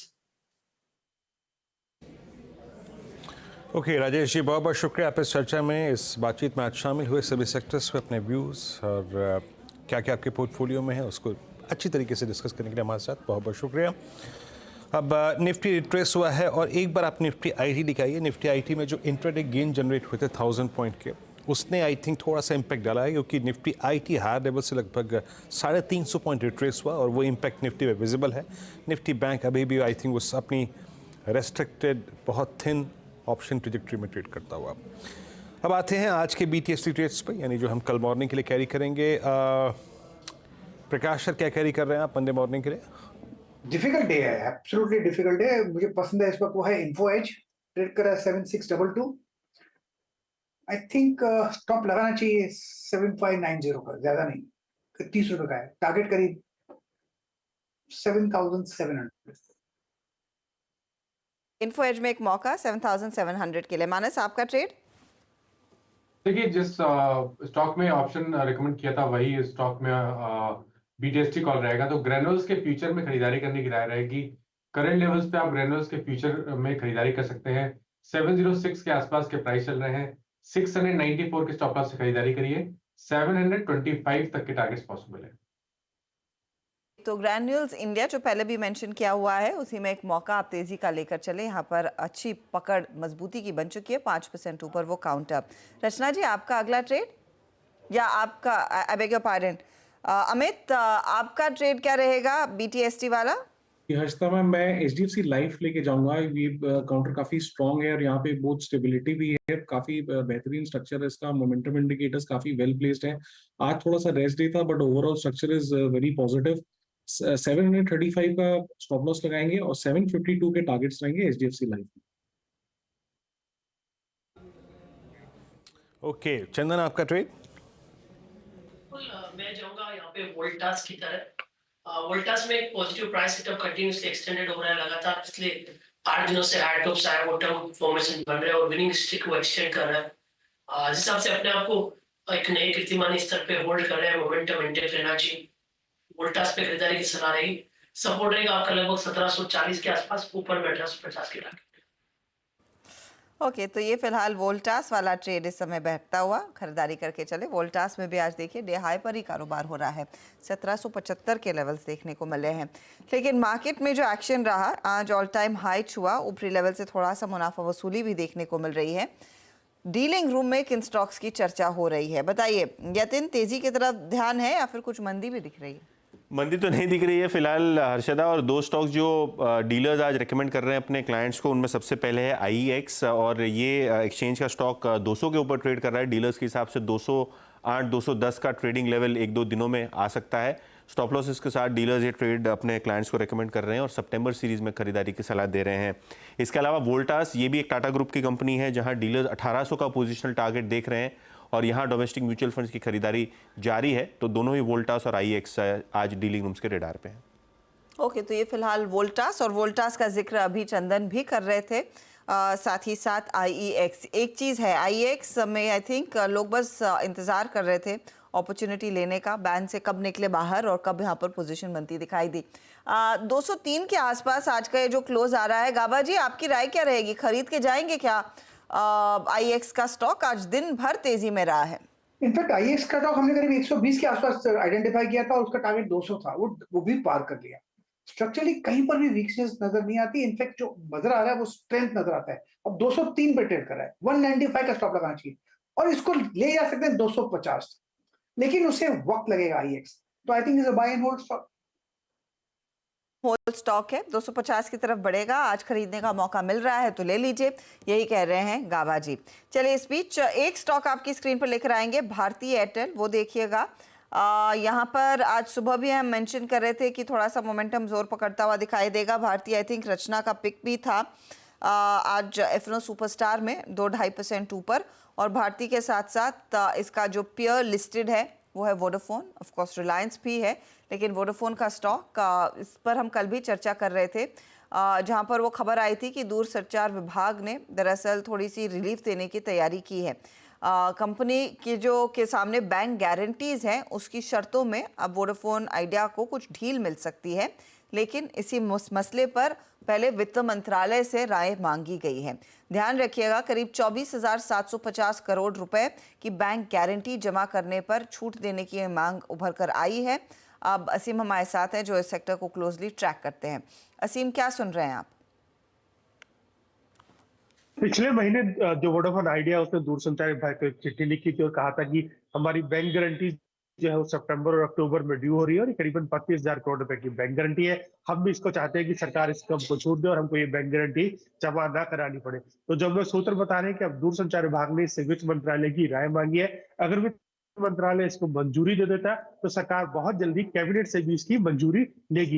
ये भी बता दूं कि जो नीलामी की शर्तें हैं, अगर उसमें किसी भी तरह का रिलैक्स करना है तो इसके लिए कैबिनेट की मंजूरी जरूरी है, तो बिना कैबिनेट की मंजूरी के इसको अप्रूव नहीं किया जा सकता है। दूसरा ये कि इसका फायदा बाकी ऑपरेटरों को भी मिलेगा, एयरटेल को भी मिलेगा और वोडाफोन आइडिया के साथ साथ रिलायंस जियो को भी मिलेगा, तीनों ऑपरेटर्स को इसका फायदा मिलेगा। तो अभी जैसे वित्त मंत्रालय, क्योंकि पहली जो किस्त है कंपनी की वो सितंबर 22 के आसपास ड्यू हो रही है, तो ठीक उससे पहले सरकार को इसके ऊपर फैसला लेना है, कैबिनेट से इसका अप्रूवल लेना है। तो बहुत जल्दी आप यहाँ पर एक रिलैक्सेशन कंपनी के लिए या बाकी कंपनियों के लिए आ सकते हैं, जहां पर कंपनियों को बैंक गारंटी के अंदर थोड़ी सी राहत मिलती हुई दिखाई दे सकती है। ओके, तो ये मेजर डेवलपमेंट होगा वोडाफोन के लिए। असीम बहुत बहुत शुक्रिया इस पूरी जानकारी के लिए, चर्चा के लिए। 12 बजे CNBC आवाज़ ने खबर क्रैक भी की थी और वोडाफोन आइडिया आपकी स्क्रीन पे इस वक्त कुछ हद तक फ्लैट, उस खबर के बाद एक रिकवरी, एक पुल बैक था 1604 पे। हालांकि इस पर बात नहीं करेंगे, कल बात करेंगे इस पर। अभी क्लोजिंग की तरफ बढ़ रहे हैं। प्लीज़ एक बार ज़रा क्लोजिंग के स्टैट्स लेके आइए, मतलब long short, long unwinding, short covering, और उसमें से भी हम शॉर्ट कवरिंग वाले स्टॉक्स पे ज़रा फोकस करेंगे। क्लोज डिसेंट है, ठीक ठाक है, बस दिक्कत यह है कि हमें निफ्टी बैंक की जो वो आई थिंक जिसे कहते हैं ना, आई मीन बिल्कुल ही शांत और शीतल पड़ा रहना, वो चीज़ खल रही है इस वक्त। अब निफ्टी IT रोज़ बरोज़ आपको अंतिम छोर तक छोड़ के तो ऊपर आएगा नहीं, तो कोई भी कंट्रीब्यूशन निफ्टी बैंक की तरफ से नहीं है। निफ्टी बैंक अपनी वही रेस्ट्रिक्टेड ऑप्शन ट्रैजेक्टरी में आता हुआ। अब आएंगे आपकी स्क्रीन पे वो स्टैट्स लॉन्ग और लॉन्ग अनवाइंडिंग के, शॉर्ट कवरिंग के और फ्रेश लॉन्ग के। देखिए शॉर्ट कवरिंग आज किन किन काउंटर्स में थी अगर आप देखें तो इस वक्त एक तो डेरिवेटिव बैन वाले स्टॉक्स जो हैं उनके क्रम बहुत सारे, वो बहुत ज़्यादा हैं काउंटर्स, तो लाजमी है कि वो सबसे ऊपर होंगे। शॉर्ट कवरिंग 81 में, लॉन्ग अनवाइंडिंग 101 में, और क्योंकि शॉर्ट और लॉन्ग को इस सीरीज़ में देखने का मतलब नहीं है। शॉर्ट कवरिंग वाले काउंटर्स लेके आइएगा जिन पे पॉसिबली आई थिंक कल या फिर परसों हमें शायद ज़्यादा फोकस करना पड़ेगा, और लॉन्ग अनवाइंडिंग को छोड़ते हैं। शॉर्ट कवरिंग के स्टैट्स लेके आइए पहले। LTI Mindtree आपकी स्क्रीन पे 6.5% आज का स्टार परफॉर्मर। ट्रेंट, ग्रेनुअल्स और IEX और L&T टेक्नोलॉजी सर्विस, ये कुछ काउंटर्स थे जिन्होंने आज काफ़ी स्ट्रॉन्ग मूव दिया। एक बार ग्रेनुअल्स को लेके आइएगा, सुबह भी मैंने बात की थी इस पर कि ये विदिन फार्मा एक स्ट्रॉन्ग स्विंग देने वाला काउंटर है। 708 डे हाई पर और ग्रेनुअल्स जो है वो इस वक्त करियर हाई पे क्लोज हो रहा है और ये लॉन्ग अनवाइंडिंग है। ईबी फैशन, आरबीएल बैंक जैसे कुछ काउंटर्स, ये ग्रेनुअल्स पॉसिबली इस कार्यक्रम में आखिरी स्टॉक। अमित, सुबह हम बात भी कर रहे थे और देखिए क्या मूव दिया इसने और ये फ्लैग का ब्रेकआउट था। अब इसका प्रोजेक्शन क्या है हायर लेवल्स पे? जी, यहाँ पे एक फ्रेश ब्रेकआउट हम देख रहे हैं, कंटिन्यूअस स्ट्रेंथ रही है इस काउंटर में। तो वीरेंद्र जी, किसी की अगर पोजीशन है तो बने रहे। स्टॉप लॉस रहेगा 695 का और इमीडिएट टारगेट्स रहेंगे 720 से 725 के।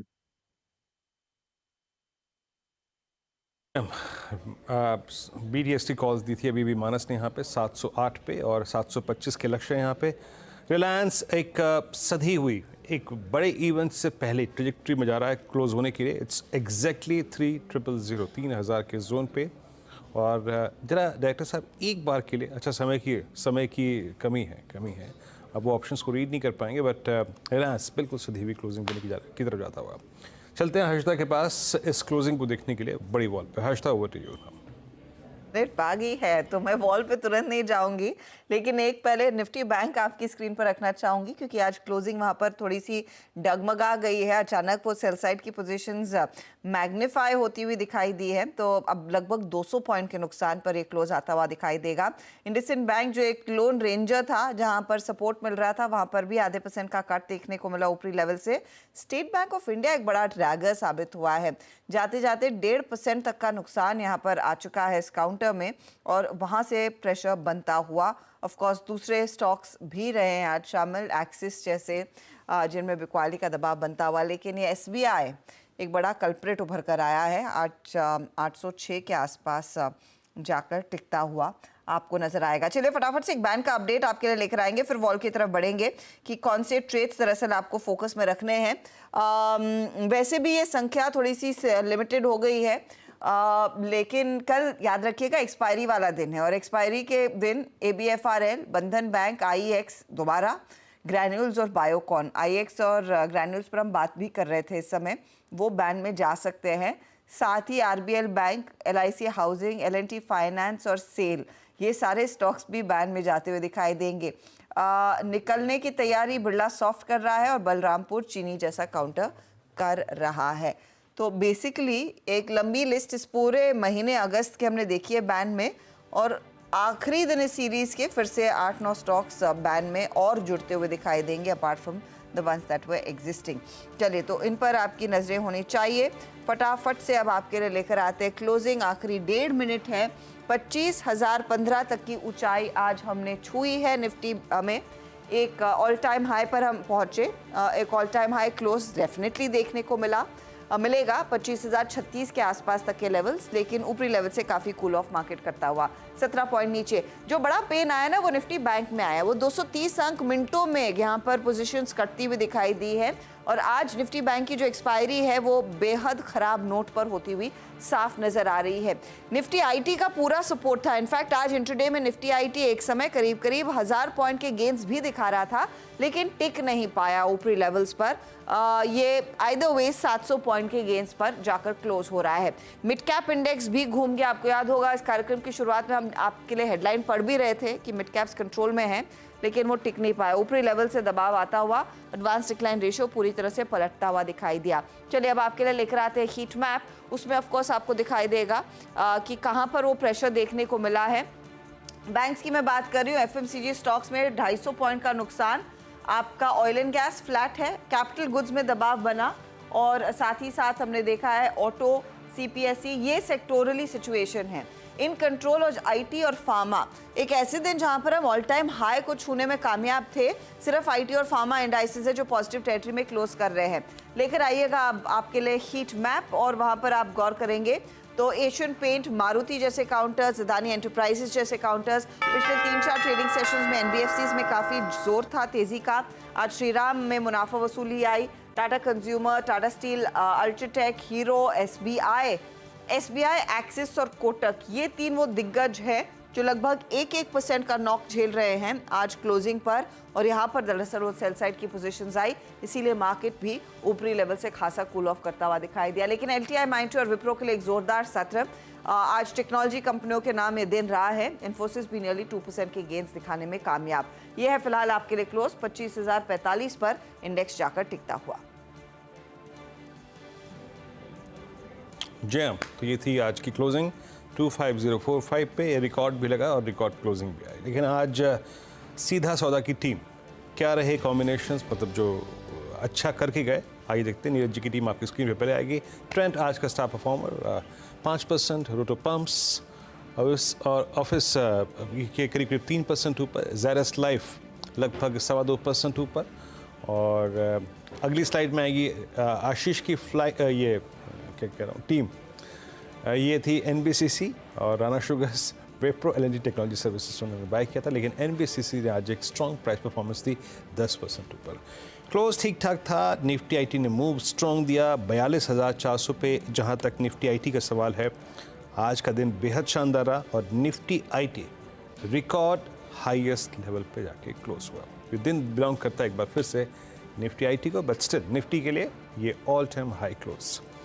कल है एक्सपायरी अगस्त महीने की, बेहद शानदार रही ये सीरीज, बट कैसी होगी एक्सपायरी, बाकी समीकरण क्या कह रहे हैं, सब कुछ सारी खबरें लेकर हर्षिता, मैं, नीरज जी, आशीष और अनुज कल सुबह मॉर्निंग कॉल में आपके साथ रहेंगे मौजूद। तब तक के लिए नमस्कार।